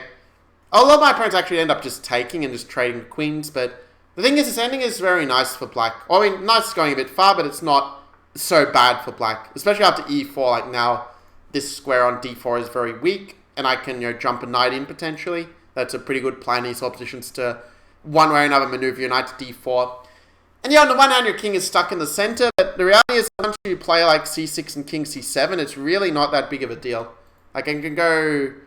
Maybe I'll go knight bd7, actually, just to be able to try to take back. He can castle long, but I can also go bishop c3 and mess up his pawns as well. So I'm going to go h6 at this point, because if bishop h4, I can go g5 and pick up a pawn. But if he goes bishop f6, I have the bishop pair advantage to work with now. He should have castled long, gone knight d5, because now I'm going to stop it with c6. And now you're too late, mate. It kind of reminds me like a joke. Again, I don't know if I'm allowed to like make these all like sex jokes. Probably I shouldn't. But there was one like about no, I'm not going to say it. I really want to, but I'm really worried like my stream will get banned as soon as I say something that can be even moderately interpreted as being offensive. So yeah, I'm going to bite my tongue once again. Okay, so I go like bishop g6, a5, g6, knight goes to c5. And okay, I mean, c1, I'll just play like knight d7 maybe, or a5 first. Knight d3, I can go knight d7, or I can take... Okay, just blunder the pawn. Thanks. I played this guy a lot of times on Unraid. I recognize the username. Like, I think these guys, like, they play me more often than people on the stream. I mean, if you guys challenge me, I would accept your challenge, but for some reason people are a little bit shy, or either that or just people just aren't watching a stream for more than a few seconds. I know there are things like you're just having a hard time, like, finding my username or whatever. Okay, I can do a little repetition, just, you know, gain a little time on the clock, and then play my intended rook d8 after that. Kind of an interesting sort of hypothetical question whether my knight is better on e5, and you can see that kind of offering the repetition paid off because he just blundered the exchange here, which makes my life a lot easier to actually win this when I have a bigger material advantage to play with. I even bring my king to c5, and okay, he resigns. Okay, so number 20, man, these guys in elite, like, they play so much chess, like, it's crazy how much they play. I mean, the thing is, like, these guys who are playing, like, they're not, I think, winning, like, the vast majority of games the way I am. I think that they're playing, you know, I mean, I'm trying to think of, like, what the general number would be, but they're probably playing something like winning, like, maybe, say, 60 to 65% of their games, let's say, as an aggregate number. So that means, like, let's say, you know, it takes me, well, it takes me take me 6 to 7 hours, actually, to get 1,000 points. So for them, like, to get it, like, on their win streak, that's, like, 10 hours of playing, and that's, like, 10 hours playing on Chess.com a day to get. I mean, it's, like, crazy. Like, maybe, I don't know, they're on school holidays, or, you know, they're just not sleeping. I'm really not sure, but yeah, it's, like, just an insane amount of chess to be playing. I mean, if you are improving your chess a lot from playing, I mean, yeah, sure, go for it, but it does make me wonder, maybe there are better ways you could spend your time, but given how much I've been playing, I guess I'm not the one to really lecture about these sort of things, because I've been spending a ridiculous amount of time as well on this. Like, sort of at one point, I was averaging, like, 2 to 3 hours a day or something with these games. Is that right? Yeah, quick math says yes, I probably spent about 3 hours a day at the most playing this. But okay, at least I'm doing kind of as a stream as well. So, I mean, the idea is that one day, you know, I'm going to not regret all these hours spent, you know, streaming to a very small crowd. I mean, I guess it reminds me kind of like sort of the music industry, like where people, like, everyone had to start somewhere. Like, I think I remember, like, Ed Sheeran was, exactly one person, like, was almost, like, homeless at one point, and then just some point had his big breakout seemingly out of nowhere, but, you know, he was just kind of grinding away for a very long time, and when I was, like, one of the richest, I think, you know, or maybe not richest, but definitely one of the most, like, streamed and one of the most popular, you know, artists of all time as such. I could have taken and doubled the pawns, but I'm sort of making the argument that, you know, it's even better to keep the bishop because his rook is now super passive, and, you know, the knight really isn't doing anything to hurt me at the moment. My pawn's just completely constricted, and the bishop as well to some extent. If he goes knight e8, I mean, that's putting the knight in an even more passive square, and, well, my patience is rewarded because he just blundered the knight. I can take on Passant, don't forget that. Saying doot doot. Hang on, isn't that like like a Looney Tunes reference? Like with, what's that character, like the, you know, that bird that, like, goes really out, it just dashes everywhere. I've already forgotten the name of that bird, but that character, like, that's what it does. Of. Okay, I'll play rookies. I'm not going to premove because he might blunder the bishop. You never know. Okay, and so he lets me queen the pawn. And there are enough pieces on the board I don't really have to worry about stalemate at this point. I can just mate him on the dark squares. Threatening queen h4 mate, which he does not see. If you offer me a bishop or a mate, I'm going to take the mate. Okay, who's up next? Yeah, this e4 actually has been played by Magnus Carlsen. It's a very decent idea. Okay, I get this guy again. Okay, here we go. I'm going to play knight f3 and transpose some king's Indian. But maybe I'm going to play the h3 version for some variety once again. I'm just going to go for some very boring exchange variation. Where I can go knight d5 and, like, the argument with this move order is that you say that you can basically use h3 as a more useful move. Like, if they go knight d5, you get the bishop out. But he's playing it the right way, where I just don't really get any sort of advantage here. Just very equal position. But maybe I can try to make something of it. I mean, I have the option of knight e7. I can try to grab his bishop pair, which is very ambitious. It's probably too ambitious, quite frankly, but otherwise I'm not really sure how I kind of unbalance this. But yeah, I'm already regretting it. It's like rook e8 and my king is just open in the center. Again, just playing very, very badly in this game. Like, now I'm just losing. I have to already figure out how to cut my losses or reduce my losses. What am I doing playing this sort of boring chess? Yeah, I didn't even see knight e4. Like, that's how bad. Like, I did not even see knight e4 as a legal move, and now I'm just losing a piece for nothing. Oh my god, this is so bad. Okay, knight d7. Okay, maybe I can try to cut my losses to an exchange, maybe. Doesn't seem to be working, though. Just king e7, I have nothing. Because castle goes knight f2. Rook d1, he goes knight g3, and I'm playing so badly. There's nothing I can do, just losing all my pieces at once. But for some reason, he's not taking them. Like, he's not playing knight f2. What Well, I guess his move does just win a full piece. But, okay.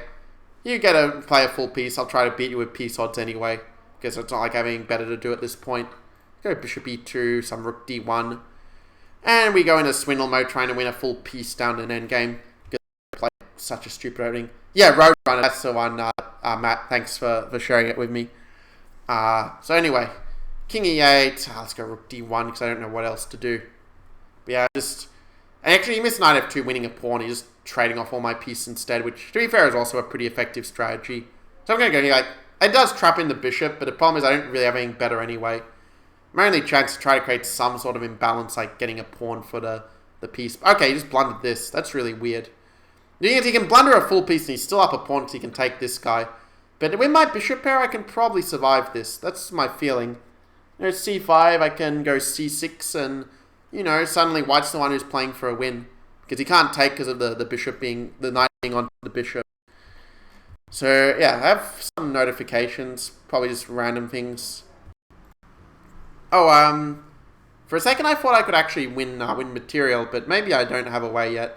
I mean, I can take, but then the ending is just like a complete dead draw. But the problem is I don't know what else I do, because I'm down a pawn. So maybe I can go bishop b5 and keep the game going like this. And, you know, try to say his bishop is short of squares. It's not really a very good argument, to be honest, but just trying to keep some winning chances alive, I guess.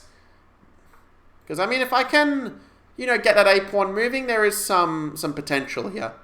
Because he's not in a good position to really stop that pawn, because his pieces are all...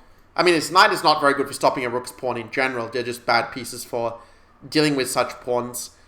And also, I mean, another factor as well is just his piece is just so passive. Actually, bishop b5 was stupid. I should just go king b5 and I just win. Whereas now he goes c6 and he's getting away. Because I thought I had king d5, but I missed he can go bishop b4. And suddenly he's basically stopping my pawn. Although that being said, I might still be able to go bishop c5. That might still be working for me. Like take, king d8, a5, king c8, a6. And yeah, I mean, I think this works. I probably miscalculated something extremely obvious, but I think this is okay. Because he's just one move too slow to stop the pawn. Like if he goes knight d7, I'm just going to take, use the pawn as a decoy. And then I'm making as much close to his pawns than he is to mine. So yeah, he's giving up the pawn, but I can just go a6 anyway, I think. But he has knight d7, but now I go king c6. And he can't stop it. But he has knight a6. And that stops it. Okay, so I think I just have to take the pawn. Fortunately, it is still winning because his knight is completely dominated. And even his king is kind of dominated as well. I can see that he just doesn't have a move. And if he ever goes into a pawning, I'll just happily just take all of his pieces and win. I could have even played like h4, g3 first, but okay, I mean at this point it's just completely winning anyway, whatever I do. So takes, and yeah, he can't even queen a pawn because I'm here in time. Take, and yeah, I mean he should just resign. I actually played very slowly, like this is probably why it's taking so long for me to get points because I'm thinking after making some really dumb moves. Whereas like when I'm not streaming, for some reason I seem to play a lot faster. So anyway, playing another Alicant for whatever reason. Transpose back to e5. Go knight c6.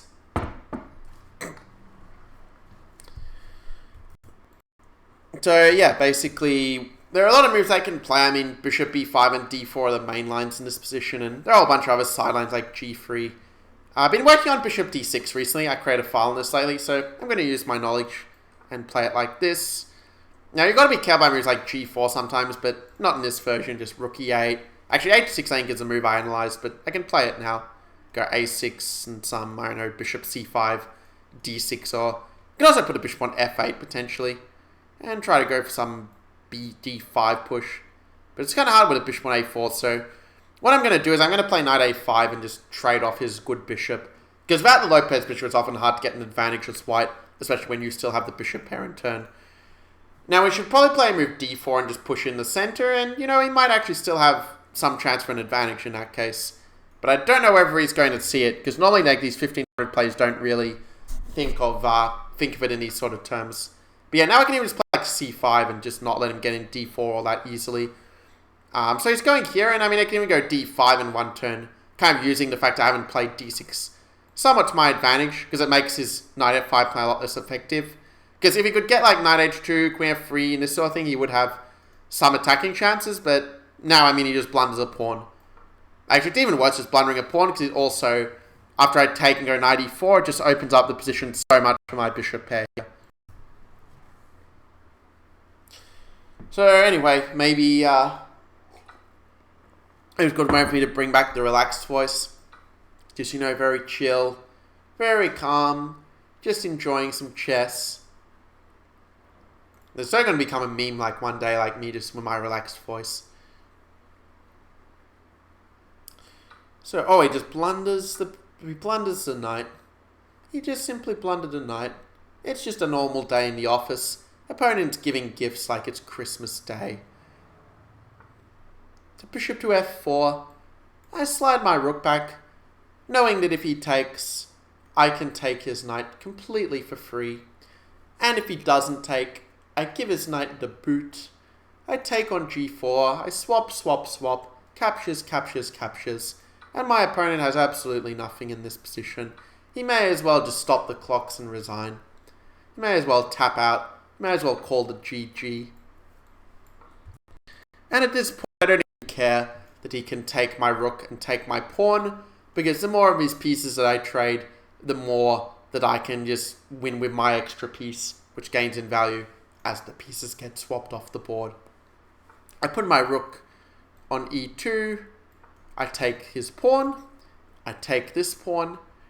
And we see that my extra bishop is just sitting here having a little vacay, just enjoying the good life, margaritas, black Cadillacs, the works. Actually, now I think the Teslas are more cool than the Cadillacs, actually. But whatever.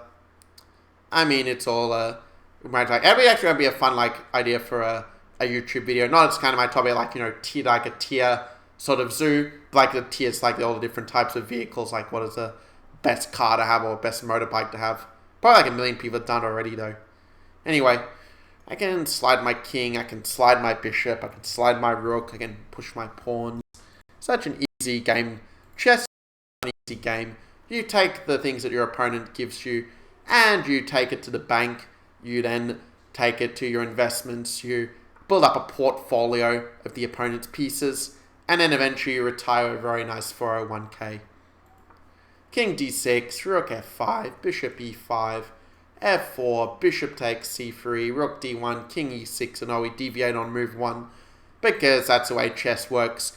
You calculate a variation at move 8, and you completely miss your opponent could do something completely different on the very first move. It's just chess things, you know. That's one thing you have to get off your chess. Man, it's not like I was stuttering there, but I was kind of like just repeating it just for comedic emphasis. Push the pawn, push another pawn, push a pawn, queen a pawn, let him flag first. You're not threatening anything, I just queen. You've got nothing. Let's play another game. This very calming voice. I mean, the philosophy behind the calming voice is very simple. If you fall asleep during the stream, you're going to be watching it for a lot longer. When you watch it for a lot longer, that's good for my engagement. It means I'll feel more likely to engage later. Why is it taking so long to get a 3-minute game? I'm going to play a 1-minute game. No, he's got a 3-minute game. Okay, so knight c3, guy from Denmark. So actually the Danish championship just very recently finished. It was won by GM Alan Stig Rasmussen, and you're probably like, Alan who? But yeah, he's a 2-5, like 50-ish rated GM. And yeah, he had a good tournament and won it. So well done to him. And as for other chess news, actually I think the Grand Chess Swiss actually just started, I think like 1 hour ago, if I remember the times correctly. So, you know, maybe once the stream finishes, I can check out some of those games, maybe. Probably won't fit so well for a YouTube video, I've got a better idea. But yeah, the guy just doesn't want to play me now. But it's really worth checking out, because the top 2 finishers in that tournament actually qualify for the candidates. The candidates being the semi-final of the World Chess Championship cycle for 2022. So, us chess players, we've got a lot to look forward to. A lot to sip our water to as we play. Man, why is this game taking forever? Okay, now it aborts. Yes, I got it right. Okay. Rank number 20 in this league, because these guys are just playing so much. Like the addicts in my league. Anyway, all the chess.com addicts. Am I chess or com addict? I really don't know if I'm addicted or if I'm enjoying it at this stage. Sometimes I feel like when I'm playing badly, I'm addicted, and when I'm, playing well, I think, I'm just enjoying it. Like, this is just what I do. This is just how we roll.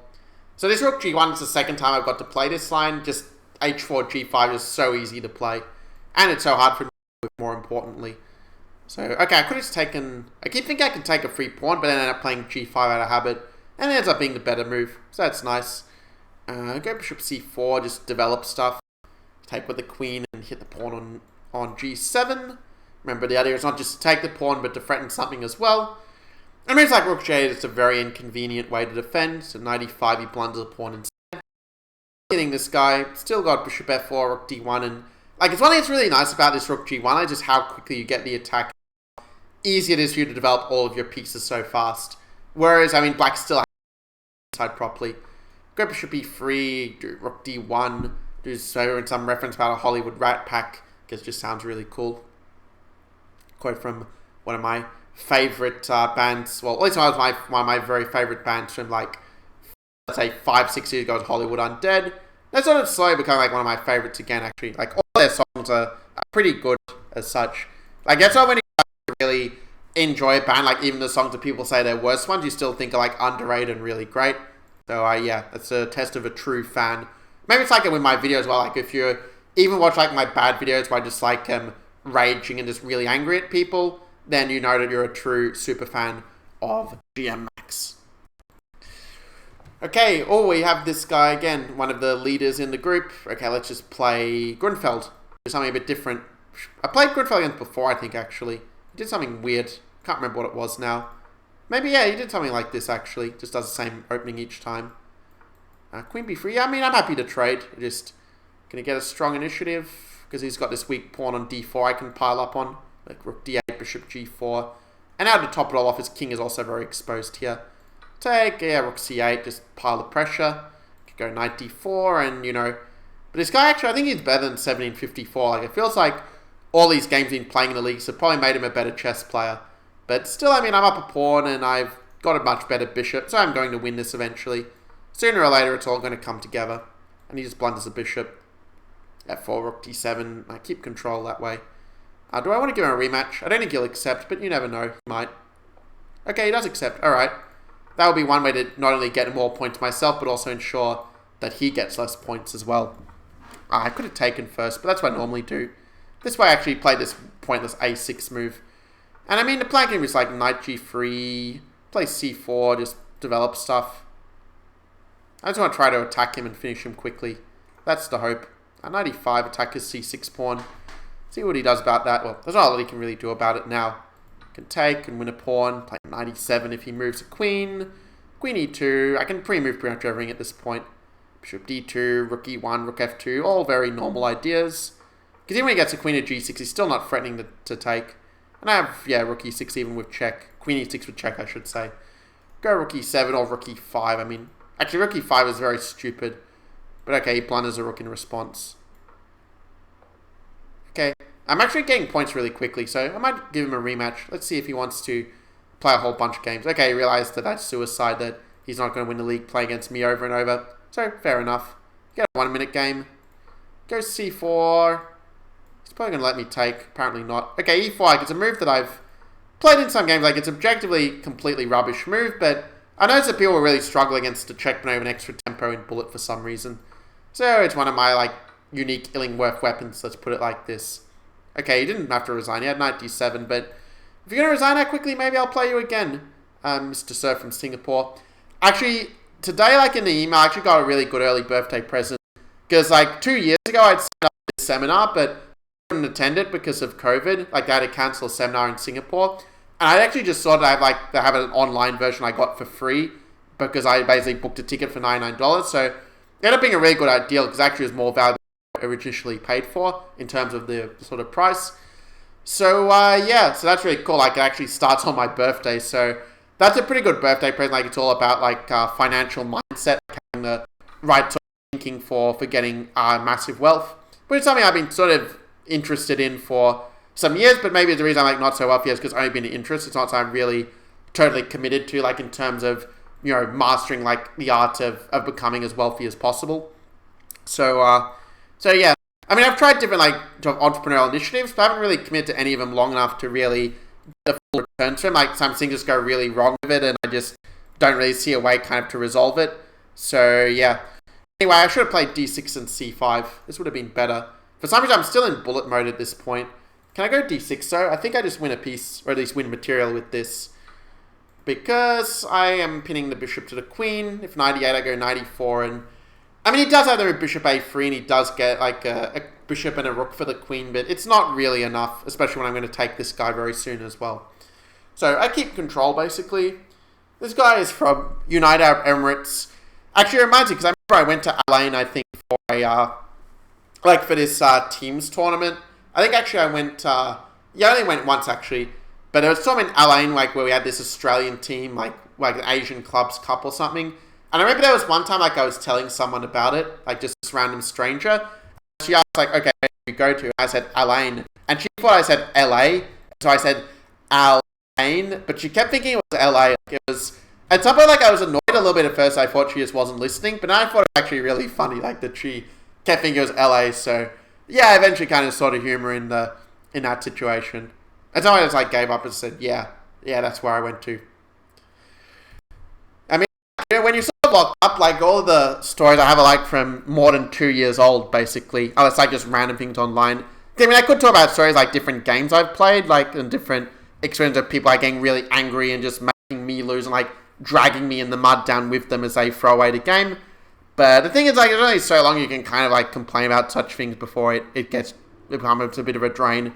I mean, if you want to listen to complaining, you probably would go to some other stream, right? Then again, I did complain a lot in the stream before. I guess we watched that. You got your fix of what you listen to people complain for the day. But it's personally not something I'm that into, normally speaking. So knight g4, I might even just play like bishop f3 or something, just keep the tension. I mean, I'm up so much in material, it does sort of make sense to trade pieces in general, but I want to win the rook first. Be 2 rooks up, and then I can, gang up on the back rank or something. And go like knight d5 or whatever.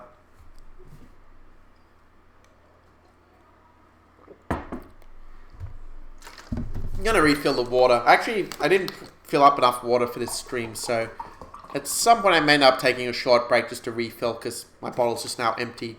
I only have what's in the glass. The glass is a bit more than half full.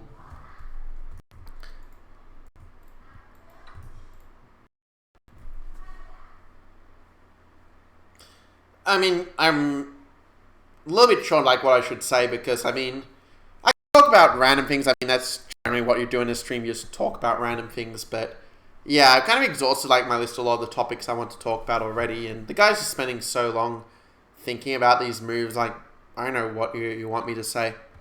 I mean, I could like go back to, the kind of snarky version, like we just like, just call out anything and everything, like Eminem style. But yeah, just, it's late, so actually it's not that late, it's only like 7:15, but okay, 2-1-4-1, I can talk a bit more about my moves. I can talk about the London system. Once London's on the board, like, I'm going to talk a lot about this. I'm going to go e4, get an improved Pirtz. Oh, wait, he didn't let me go e5, but I'll stick to the plan. I'll just go queen d2. And maybe he wants to go d5. No, he doesn't. He just goes d6, but this plan is super easy to execute. Actually, when I check this in the lead chess, I've been exploring the most common move as knight bd7, but then e5 is really good. e6 is a move I've never actually seen before in my life, and I have a feeling that e5 is going to be good at some point. But first I'll go h4 and see what he does about that. I mean, h5 is probably his best reply, but now e5 gains a little bit in strength here. Because, I get the g5 square, and a lot of his dark squares become very weak in this case. Like, I can go... He might have some bishop g4 ideas, so... it's an interesting question whether I take or whether I let him take. I think I'm going to take just because it does give him double pawns, and that does leave him kind of weak in that sense.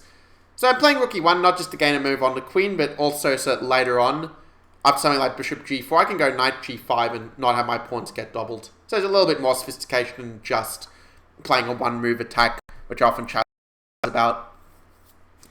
Now I play c3, I build a solid pawn chain to kill his bishop. I'll go bishop h6, just trade it off. He wants to go b5, b4 and try to open my king, but I think I'm a little bit faster.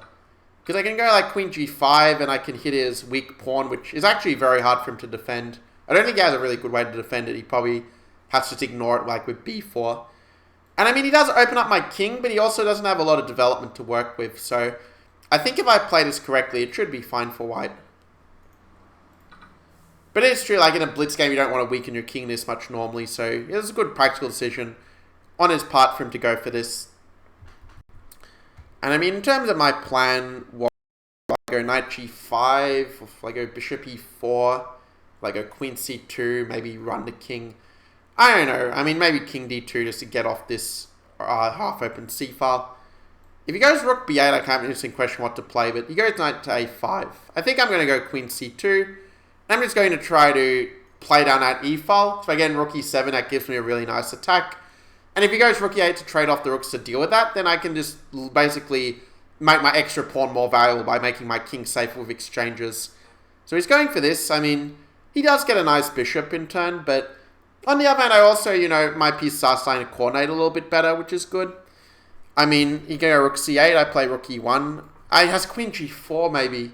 Yeah, queen g4, and I don't have a good way to defend this. This is extremely bad for me. But like I'm saying, like I'm playing against these like 2 100 rated players. I'm like just completely, or 2 200 rated players are playing so terribly against them. Like it's like I played these low rated players so often, like I picked up all of their bad habits, and now I'm just playing badly as well. So yeah, goes bishop f3, which is a little bit weird. I mean, they can just play rook f3 and, you know, rook queen b7 or something. That looks pretty good to me. Because if he takes, I have like queen b7, I also have threatened rook f7 and discover an attack on his queen. And if queen h4, I can still go like queen b7 anyway. But he has rook c7, but I can at least take a pawn and still be a pawn up. But my king is a little bit exposed, so I have to be somewhat careful here. Especially after queen g5, which is probably a good move by him. Well, I do have rook e3, and I mean, rook e3 has rook c7, and yeah, I don't really have a way to keep control easily. I might just have to play some move like king c2 at this point, and hope I didn't just blunder something massive. Because after rook c7, I don't have a great spot for my queen, like queen a6, rook d4. In that case, I mean, my king is more open than his in that position. And the thing is, if I don't, he's going to play like queen a5, and I kind of am forcing this really line that's really not good at all. And yeah, I didn't even see he could take this, so it's just going from bad to worse at this point. Just very, very bad play. Yeah, after rook d4, he also defends his pawn, which I didn't even see, but oh, okay, he didn't see it either. So we take, and hopefully this terrible, terrible game by me is over soon, but in my favor, of course. I don't want to be over with him getting a draw or a win. That would just be a massive tragedy, like Shakespearean level tragedy, you know, like Hamlet where everyone dies. Actually, I haven't even read Hamlet. I should probably read it at some point, because when I studied like different texts of, you know, Shakespeare, I forget now what like all of the ones I studied were, but there were some ones like, you know, for example, Romeo and Juliet, I think, Midsummer's Night Dream. Actually, Midsummer's Night Dream, I didn't really it was kind of a bit random to me. I didn't really see the point of studying in high school, to be honest. I thought it was just a random text, as I'm getting hated with this. Meaning I have to sack the queen and basically play like an idiot. But okay, I can try to queen my pawn and play for swindling. But yeah, like I also have a text like, yeah, in year 11, I think I studied, or year 12, like in year 11, I studied Julius Caesar. And there was another one that I have forgotten already that I looked at. I mean, the thing is, like, most stuff you'll know at school is not that practical anyway for, like, your adult life. So, not really that big of a deal if you forget the things. But anyway, that's, like, a whole topic for another time. Like, when I do, okay, found this idea of playing this. Well, that's just great. And he has rook e4, and I'm just losing. I just lose by force. Oh my god, how is it possible to play chess so badly? Just completely ridiculous. I might flag him anyway, but I'm not really that confident in it. Yeah, now I can just take my rook. But okay, at least I'm only down a rook now. That's the positive of it. Okay, I can give a check. I'm probably going to end up just dirty flagging the guy. Like f4, and I don't know what I do after this. Queen in here. Oh, great, it's gotten mated in. Oh my god, how is the post play so terrible? That is so bad. I played so freaking crap today. I've never played like a total beginner. I was like just up a pawn. Okay, I kind of shouldn't have taken the pawn, but had such a dumb position. Like, this bishop f4 lines are so cursed. Like, every time I play, I get a freaking winning position, and every time I find a way to just blow it, And that's why my squad line is just so in chess.com. Can't believe it, like, absolutely stupid play. I'm a total fucking idiot. A total fucking moron. Okay, I can go d5. Playing as 296. Knowing my luck is probably, like, way better than 296. Okay, you get blind to pawn, so maybe not. And you could say, bring out, like, genius moves, turn on the engine, and beat me or something. Okay, so he ends up getting the pawn back. Lucky. Okay, so bishop e7. I'm going to just take castle, and at least I equalize. Okay, he's blundered to the queen. This might be easier than I thought. Let's see if he wants to play a bunch of times. If I play a bunch of times, no one's going to watch the stream because like it's me, just taking candy from a baby. But he did resign quickly, so I've read a rematch, but I've also like sent another Sikh. Yeah, he doesn't want to play again. I don't know why I'm not that surprised. Okay, actually, I had someone who sent a comment. Probably the comment is something like, "Oh yeah, to see Max like just completely have a fit." But like, it's true. Like I'm not playing good chess anymore. Like the last several days, I've averaged a level of like 1600. Okay, I get a FIDE master. Okay, you know what? Just screw it. Let's just play one of my old main lines I used to do. Accelerate Dragon. Knowing my luck, he's probably going to play like c4, bash out 20 moves of Fury, and I'll just be strategically lost. But we'll see. Yeah, I told you we'd do this. I knew it would happen. Actually, free d6.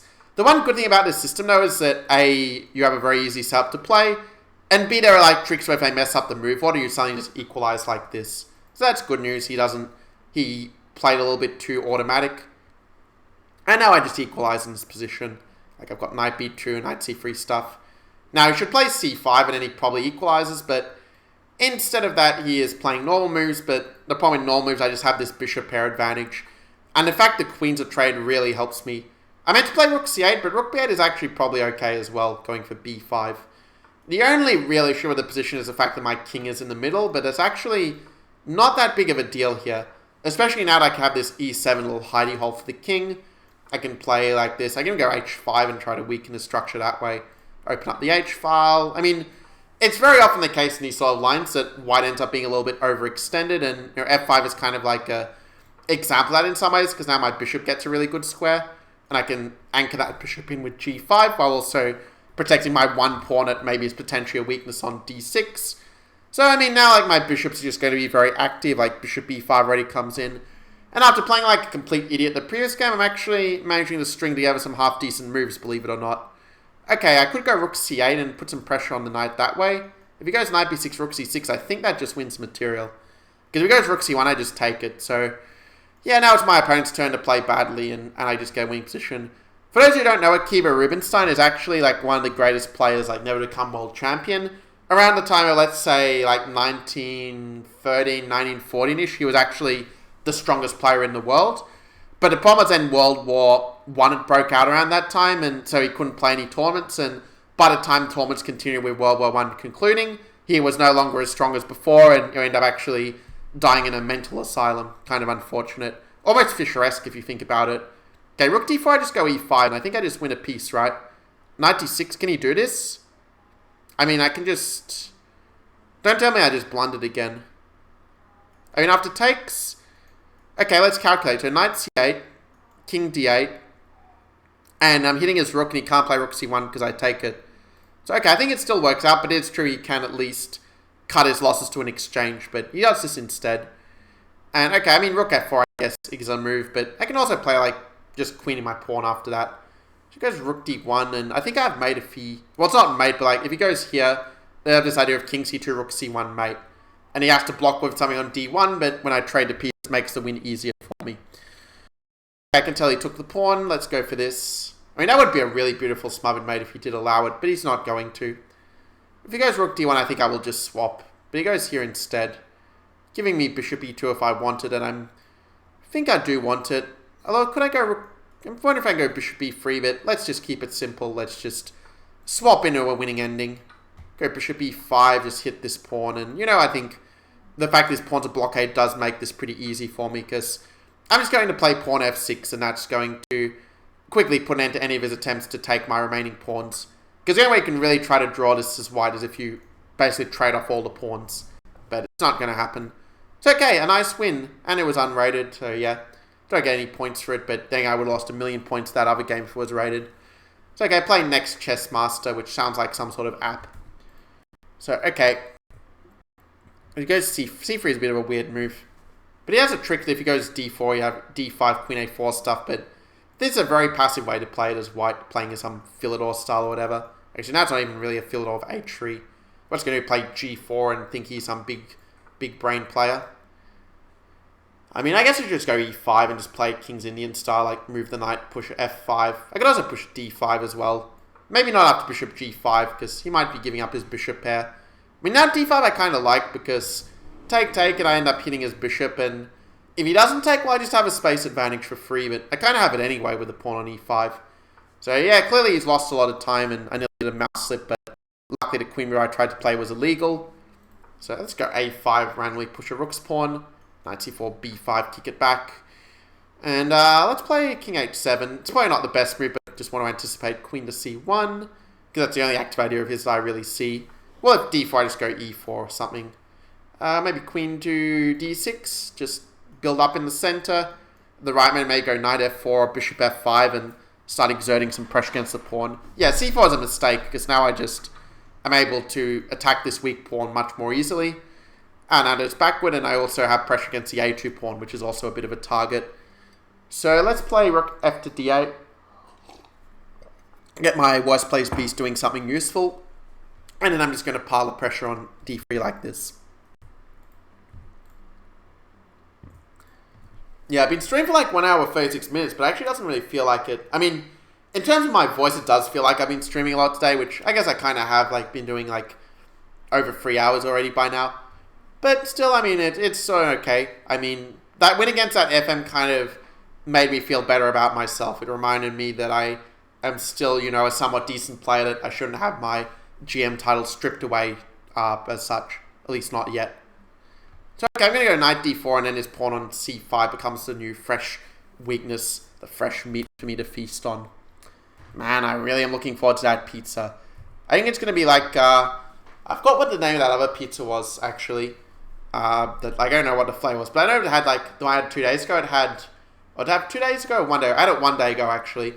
I remember it had some, well, that was obviously cheese. It had some like meat, like some kind of sausage. It had, I think, a bit of, it looked like a prawn, actually, but it didn't taste like a prawn. I think it was some meat. What else was on the pizza? I already kind of forgot, but I think it was just cheese and some meat. Very simple, but, you know, I'll take it. And he just blunders a rook. Do we have a comment? Oh, hey, howdy, Luke. Great to have you on the stream.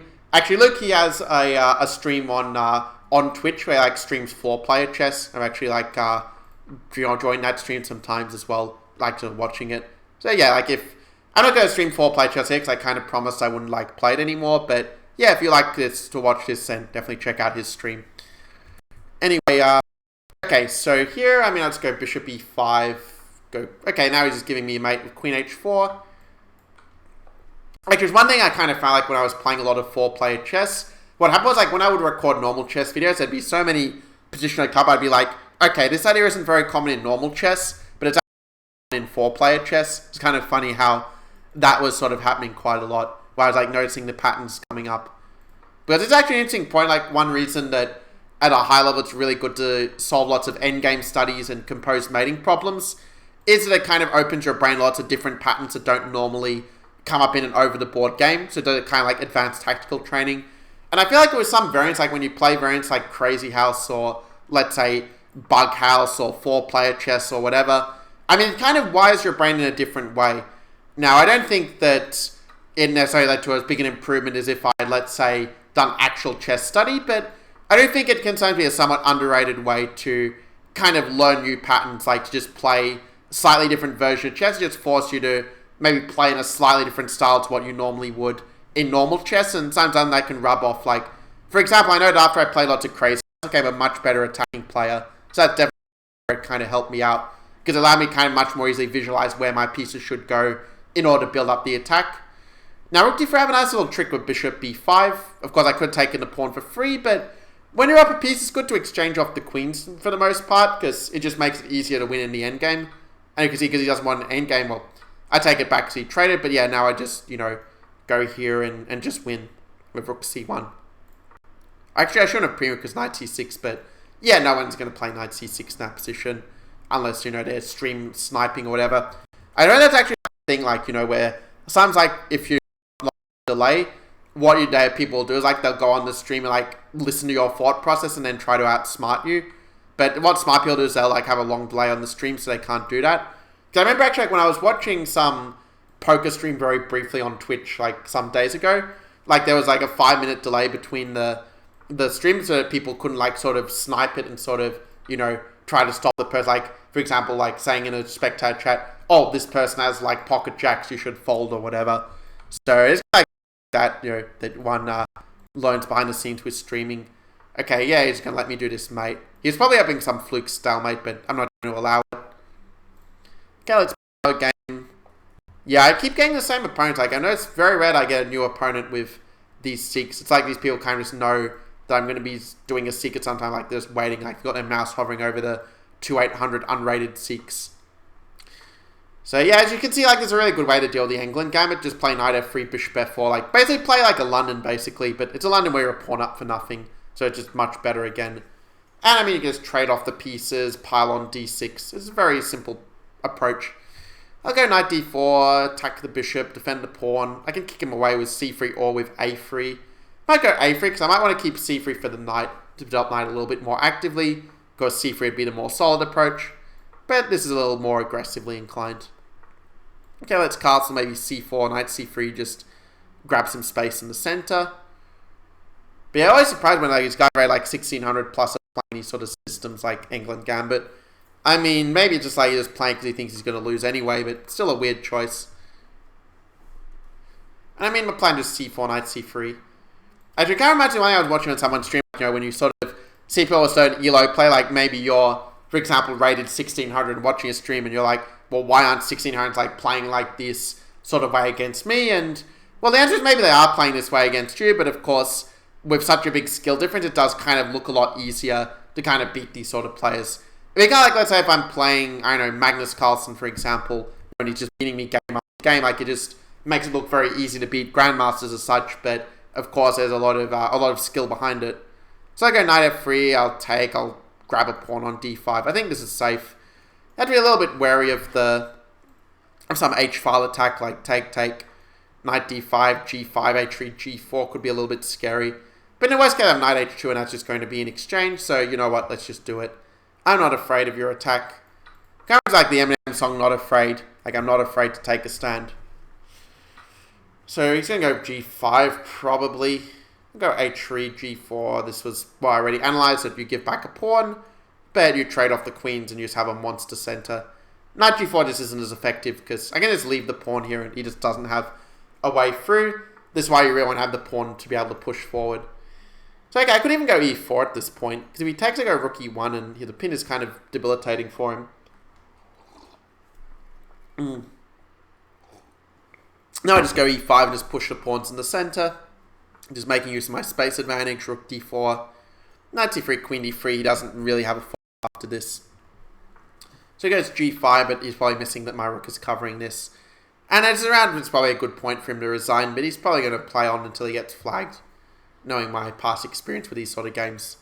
I don't know if it's against him, I don't really remember the patterns of most of these guys. But anyway, he's sacking. I could actually even ignore it with d7.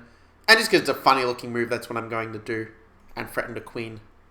And how often do you get just ignore this rook in your face and just win like this?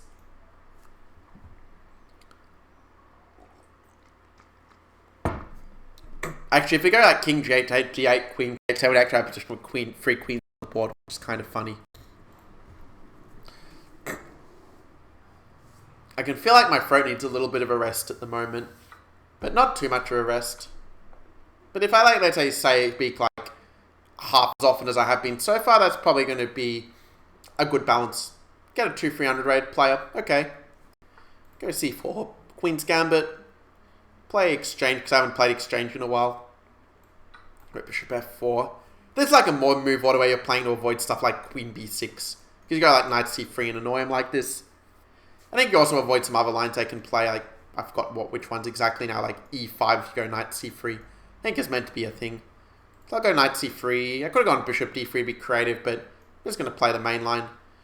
Now normally I go bishop e2, but I might actually play bishop d3 just to add that to the arsenal.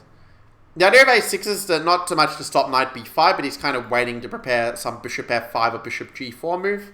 Like, I could have gone bishop e2 to stop this bishop g4, because that's what I normally play. But I wanted to play like the old main line where, you know, you can go f3, rook c1, bring the knight to c5, and, I mean, black is very solid. It's not like white has a big edge or anything, but it's just it's easy to play, like, just very standard plans, and, you know, these maneuvers like bishop g6 do take a little bit of time to execute. So, I mean, you get a, you know, tiny edge as white, not really risking anything with a relatively symmetrical structure, but still enough unbalanced balance to try to make something of it. Like, if he takes my knight, for example, I have an interesting choice. I would have an interesting choice of which way to take back, but I probably would have gone with the rook. But, you know, you can see, like, there's not a great deal happening in this position, but I just have a slightly more active knight, and I can grab a bit of space on this side of the board, potentially. He does have the move e5, which maybe I should have done something about. I think that would have been a good move for him. Because now at least I can sort of take, and, you know, obviously he's thinking it when he's playing this move.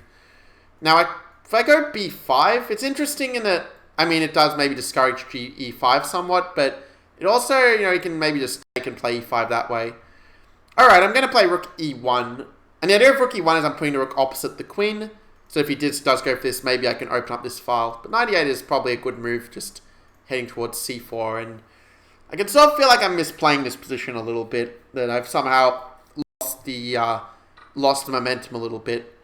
So okay, let's play queen to... Queen b3 has knight a5 all the time. Yeah, I think I just have to accept that it's just going to be just some very boring... Oh, actually, it's not so simple. I thought it was just going to be a draw, but I just realized that I have knight d8 hitting the rook after he takes. So actually, he misplayed this a little bit, and now I have some real chances with the extra pawn. And I guess he can go knight a3 immediately, to be fair. Then it is kind of a bit of a boring position. But, you know, I mean, Magnus Carlsen, you know, he once games in top place when he's seemingly dead drawn position, so I could do that as well. And the fact he plays rook c7 leaves me a pawn up is obviously very not good news for me. I mean, up to e5 I can take and, you know, win a pawn by hitting this guy. So all is well here. a4, I just anchor the extra pawn's defense. I can even play like knight d3 if I want to at some point. But we'll see what plan I go for. It's obviously going to depend also on what move my opponent goes for in the next moves. So knight d8, he wants to try and trade off my knight, so let's just stop that with knight d3 and just keep that defense up. I don't want to go rook b1 because of knight here, so maybe I play knight rook e2 first just to cover it and prepare to swing my rook to a more useful square at some point. Because, I mean, the last thing I'd say is also stops him going rook b7, which is quite annoying for him. So let's play rook b1 and rook a2, and I think that my pieces are on pretty good squares at that point. He can try e5, and he could try for this sort of counterplay. That might have been his best idea. If I want to, I could stop it with f4, but it's not like it really threatens that much. So I'm going to go rook a2, g3, king f2, just play very solid, just not give him any easy source of counterplay, and that's also going to make it more likely for him to make a mistake if he doesn't have a really idea of his own at this point. So rook a5, he's trying to blockade, but maybe I'll just go queen b7 and just transition to an endgame where my king is also more active than his and could try to come over to support my passed pawn on the queen side. So on that base, I think I'm fairly happy to trade the rooks, even though it was my more active rook. Having a rook behind the passed pawn is very helpful in the long term because, well, it's much harder for him to really deal with the pawn when the rook is covering it. Whereas if, let's say, his rook was on a2 and my rook was on a8, like, he would be attacking my pawns and have quite a lot of counterplay. I think I blundered this pawn like an idiot, but fortunately for me, my pawn is so strong that even blundering this pawn so badly, I'm probably still better, unless he has some e5 tactic, which actually could turn the tables on me a little bit. But I guess I have knight b3 in that case. The one good thing is at least he is very low on time. So even if I just kind of just shuffle around a bit, it should be all good. But yeah, going back to this point, I think I should have just played e4. I was just very, very careless at that point.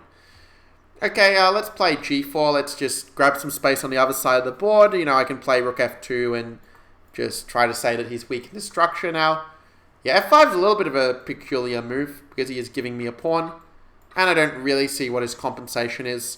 Okay, clearly he's just trying to trade all the pieces off the board, but... Okay, rook a3 is a good move. King e4. Just run this way or something. Or I could play... Can I play a7? I think I can. But he has knight b6, but now I go knight d7. And I use some tactics here to ensure that my pawn will become a queen.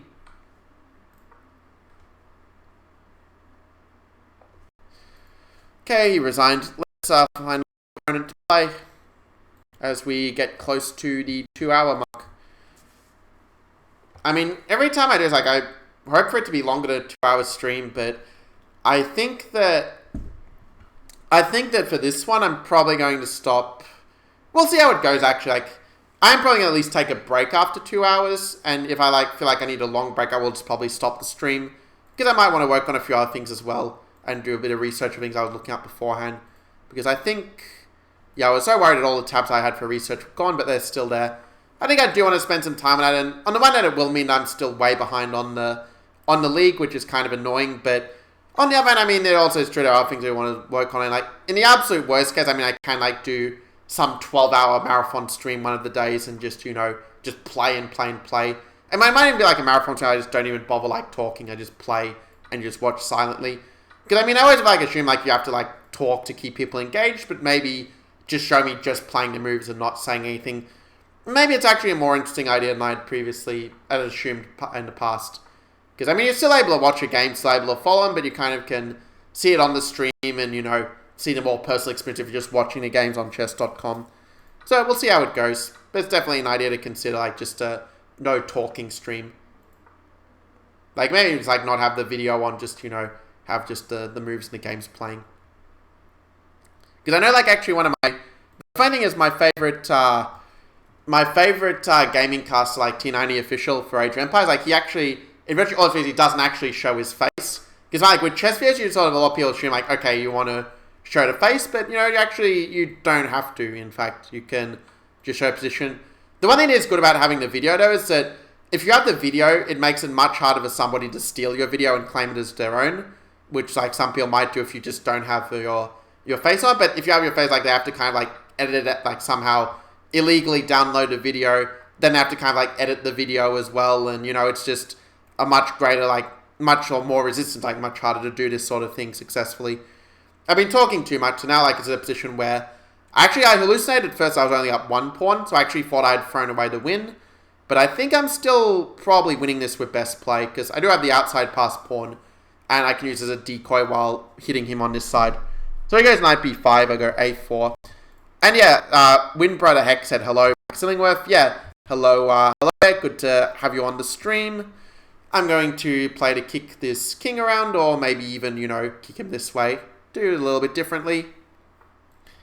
So I'm going to go bishop here. I'm going to push the pawn to a5. And the thing is, I have 2 passed pawns, which is just too much for a mere king and a knight to deal with. So a5. Yeah, so what I'm going to do is, like, when I get, like, the 2-hour mark, I'm going to stop this stream, and I'm going to eat something after that, probably. And if I'm still, like, feeling pretty good after that, then I will just do another stream and start it over again. And if I'm not, then I guess I'll just sort of stop for the day and do some other things. But, yeah, it's about, you know, getting the priorities right.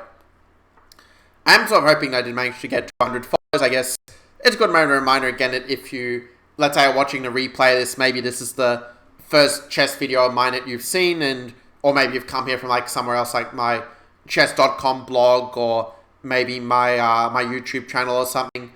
Though in that case, you definitely make sure to follow, because that will not only give you notifications of when my streams come up, so you can join live, but also it really helps me a lot, because it allows me to actually then monetize the stream, which means I actually can earn money doing this. And I mean, it makes sense, like, the more money I get, I can also kind of give back to you guys and, you know, do different features, like, say, simuls or matches, or, like, or have, like, some sponsored kind of events as such. It just, like, opens up a lot more possibilities than just me like, playing these games. So anyway, I'll play French for a little variety. Meant to play d5. Fortunately, he didn't move quickly enough to punish my mouse slip. Let's go bishop d7. Like, I normally go knight c6, queen b6, but this is an interesting alternative where you go bishop b5 and you take that time to basically trade off your bad bishop. But the point being that, yeah, you lose some time, like, moving your queen everywhere, but on the other hand, you also, if you do manage to complete your development, you just have a French without the bad bishop, which is just really great. That reminds quite a bit of the Caro-Kann, where you get a kind of similar structure, but where your bishop would be on f5 instead. In this case, the knight takes the place of the bishop and you attack the pawn in just a very thematic way. You know, sometimes you see knight h6, f5, especially if they can't take your knight on the next move. But at this point, I mean, the computer would probably say the position is close to equal, but I think that it's much easier to play black. Even bishop b4 is kind of interesting. Trying to get a good knight versus bad bishop position. I think it's a way to unbalance things a bit, and, you know, if he takes with the queen, then I can sort of attack that queen on the c file. But if he takes with the pawn, then I just get this very nice outpost on c4 for the knight. And I think he should have taken with the queen. Because even though the d4 pawn like is very well protected and you've got the pawn chain, the reality is the d4 pawn is already very well defended, and all you're really doing is just giving my knight an absolutely beautiful home where, you know, your bishop is never going to be able to target a dark square. Cheating if you play bishop e3 to d3 at this moment. I mean, I guess in an over the board game, it might be the best to like play this and hope the opponent doesn't notice. Obviously, I'm joking. I never would seriously encourage you guys to cheat, but yeah, it shows you just how bad the white position has got. That white's best bet practically is to resort to such underhanded measures. So okay, after bishop b2, I'm just going to go knight c4, and again, just get that, you know, good knight versus bad bishop. Like, when the opponent has a really bad piece, one of the best things to do is just to trade off the opponent's other pieces so that their bad piece just looks more and more bad. It sticks out more and more like a sore thumb when they don't have many other pieces left on the board. And it's kind of like, you know, when you like have a team, like let's say if you have a team of, I don't know, 10 people, whatever, and one of them's a slacker, the others can sort of pick up the slack and, you know, things still get done at a reasonable pace. But like if there's a, like, let's say a slacker in the team, and you've got, I don't know, 3 people in the team instead, like one person slack off is really just puts tremendous pressure on the other people in the team. And I can't speak from personal experience because, you know, I did so many like group tasks in high school, like the whole purpose of being to, I guess, try to foster some teamwork, but actually all it really fosters is resentment, because at the end of the day, what happens is that most of the people just laziness don't bother to do the work, or they do like the absolute minimum, and one person just ends up like, who cares about their marks more, and the other just ends up just doing all of the like nearly all of the tasks as such, and yeah, and it's like just not a good feeling. So in a way, like, yeah, if you want to encourage collaboration, don't do it with school group cards, but like do it with something that actually, you know, where people actually have some incentive to contribute as such. I completely missed a move knight d3 earlier, by the way. Maybe I can still do it now, but he goes bishop a1. I'm actually thinking of playing a move like rook takes c3, but I don't know, it feels wrong somehow. He's going, okay, now he might be forcing my hand, because, yeah, I don't have a good way to deal with this. I have to do this stupid exchange sack. Ah, but he has rook h7 all the time. Okay, I probably have to already, like, just beg for a draw at this point. That is really, really sad. Hopefully he goes king h2 or something, but, man, I don't want to have to, but what choice I have? I'm getting mated if I don't go for a repetition. Oh, this is so bad. Just losing to an 1800. I thought playing the guy before as well, and I don't know, I was just talking about something, and while I was talking about it, I just end up in a lost position. Okay, it's going to be a draw. Freaking ridiculous. I draw the freaking 1800. Completely ridiculous. As I told, that's amazing how analyze a position on how it can simply transform it to your advantage so quickly. Yeah, thanks. I appreciate the compliment, Isaac. Good to have you on the stream. Yeah, f5, they usually play with the idea of the Black Mardima Gambit, but now f3 just looks kind of pointless here. He's trying to grab a pawn, but I'm always going to be able to undermine him like b4, a5, c3, b6 sort of things. But okay, this guy's obviously not very strong because he's giving me the center and development on a silver platter, and now he's giving me a pawn as well, which is very kind of him to do. So, yeah, I mean, actually it'd be interesting to see like if anyone has actually watched like a full stream, like watch from the very start to the very end. I have a feeling that maybe no one has yet, but, you know, if you have, then you're welcome to pipe up, say something, and prove me wrong. Say, yes, Max, I've been watching this whole stream from the very start. So that would be really cool. But actually, it's not the case with stream, because remember there was like a period, I think 1 minute of stream with like 0 viewers. So yeah. And then I was talking to myself. Yeah, I can really feel that my throat needs a rest. So what I'm going to do is this is going to be the last game, which is all well and good, because I said I'd stop in about 2 hours anyway. So yeah, like I guess, well, it's a good memory as well. Like if you are watching this on YouTube, do make sure to comment below, like with And it's kind of one of the first thing that comes to your mind as such. I mean, I don't know, you do you. So, yeah, we've got this happening. Of course, I should also remember to actually click stop stream, stop recording before I click stop live video. Otherwise, what's going to happen is going to still be recording while I'm like eating pizza and swearing about something. So, anyway. So, knight c4, I can go a6. This is sort of the idea that gives up bishop pair voluntarily for some weird reason. Go bishop c6 to cover knight e4. I can get these pawns rolling down the board. Maybe I'll go rook d8. Go rook f1, and these pawns are kind of weak, unfortunately. But I guess I can maybe just defend with the rook, perhaps. But knight f5, and yeah, I feel like I've still somewhat misplayed this position. Matt's still here, GM. Yeah, great to have you. Good to have some people saying, actually watching a lot of the stream.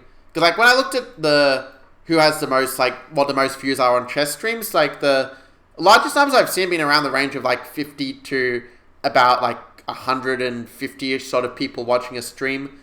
And I know actually there's one really cool idea, like, maybe I can ask you guys about, and you can let me know in the comments what you think about, like, having some sort of scheduled match where two people play against one another, and it's, like, a best to however many to win. Because that's something I've sort of seen be kind of popular in it. I think it's actually a pretty good idea. But you can let me know, like, if that's something that would interest you, whether you would prefer me to, like, comment on other people's games, or whether you prefer to, you know, have me just, like, talk through my own games as such. So, I assume, like, for me, I kind of assume that most people would rather just, like, listen to me speaking, because, you know, I'm a Grandmaster, you want to sort of understand how a Grandmaster thinks, but, you know, I'm happy to be proven wrong about such things as well. So, but it's just kind of the part, I guess, I enjoy more, to be fair. But, you know, commenting on people's games also can have some value. Like, what I might do is when chess.com, you know, makes the leagues, like, like, not just in beta mode, but in the, but, you know, like, for the whole of chess.com, that might be a good moment, like, then for me to, you know, combine it with some, like, talking about other games. Like, I mean, for example, you know, when the World Championship match starts in late November, that I think could be a really good idea, like, to even talk about the games and do a live stream like that. Hopefully I'll have, like, enough people watching that actually will kind of be worthwhile, because obviously there'll be a lot of people streaming it, you know, on Twitch and on various other places, but maybe not so many actually streaming it on Facebook Gaming. So I think that's something that'll be really cool to really bring chess to the masses, because I've said so many times already, this is one of the big reasons me doing the stream is to really bring high-level chess to Facebook Gaming. Not having against, you know, people like, let's say, Untitled who are streaming. Obviously, it's good, like, when you see other people who are succeeding doing this, it makes it much easier for you to succeed as well. So that's all really great. But yeah, there is sort of a dearth of, like, title player content on Facebook in general, even not just on Facebook Gaming. He's letting me take on Passant. Isaac said, yeah, they both sound good, and yeah, I mean, I can maybe mix it up, because I don't know, like, with me just, like, every single time, I know that there will come a point where I'm just going to, like, think, okay, I'm just getting bored of playing, and will want to mix it up a bit, so I guess when that time comes, I have a few ideas I can work with. But yeah, I think on that note, now that I've got to, like, 891... Actually, before I finish, I'll just show you what like, what I'm up against in the Elite League. Like, you can see, like, the top three... I don't know if you can see this. Maybe I can check. Okay, you can't actually see the scores, but maybe if I go to this setting, I think you might be able to see it better now. Okay, the winner just completely died, but if I just add it like this, I think that's going to work better. Okay, you still can't see it, but what I was wanting to show is, like, the standings. I guess I can still, you know, I can still read it out. So basically, number one is Yaminato with 1,695 trophies. Then Chessy 64 from Australia with 1,502. We have Bibi Hockbite with 1,462. So those are, like, the top three. So me being at 891 is, like, a massive number of players, like, just a few trophies ahead of me. Like, if I had played, like, 2 more games and won them both, I'd already be, like, in the top 10. But yeah, I decided to stop the stream a little bit early. But I mean, it'll be interesting to see, like, yeah, how much to play. Isaac says you can hover over the names. Yeah, that's actually a point. Like, you can click the name, and it'll show, like, the player's profile, and... Oh, I can see, like, this is Vietnamese, actually. So there's a Canadian flag, but I think, yeah, they're, like, of Vietnamese origin, or at least they are fluent in this language. So that's kind of interesting. And yeah, you can see, like, Chessy 84, you can see that... You know, these guys actually have quite decent ratings now, like Chessy 64, with a rating of 269, 396, for example. So you can obviously the trophy like that. Anyway, that's, I think, was there anything else I want to say? No, nothing else really. I just want to thank you guys again for being part of this stream, just making it a really great experience as well. Like, your comments do make it more fun for me to to do this, and just more just having more people and just a good feeling. So yeah, with that being said, well, thanks for joining and having a good time when you're watching me play chess, and I'll see you in the next one, which I think, if I remember correctly, like the time is like don't quote me, I was like, it's in the stream shop. I think it's about like 2 a.m. GMT time. But yeah, just check out like my Facebook gaming profile. Like, if you go to like facebook.com/gaming/GM Max Illingworth, when you go to that, you'll be able to see like when my next stream is starting, and it'll be in your fit for your time zone. So anyway, guys, I will see you in the next stream. Have a good one.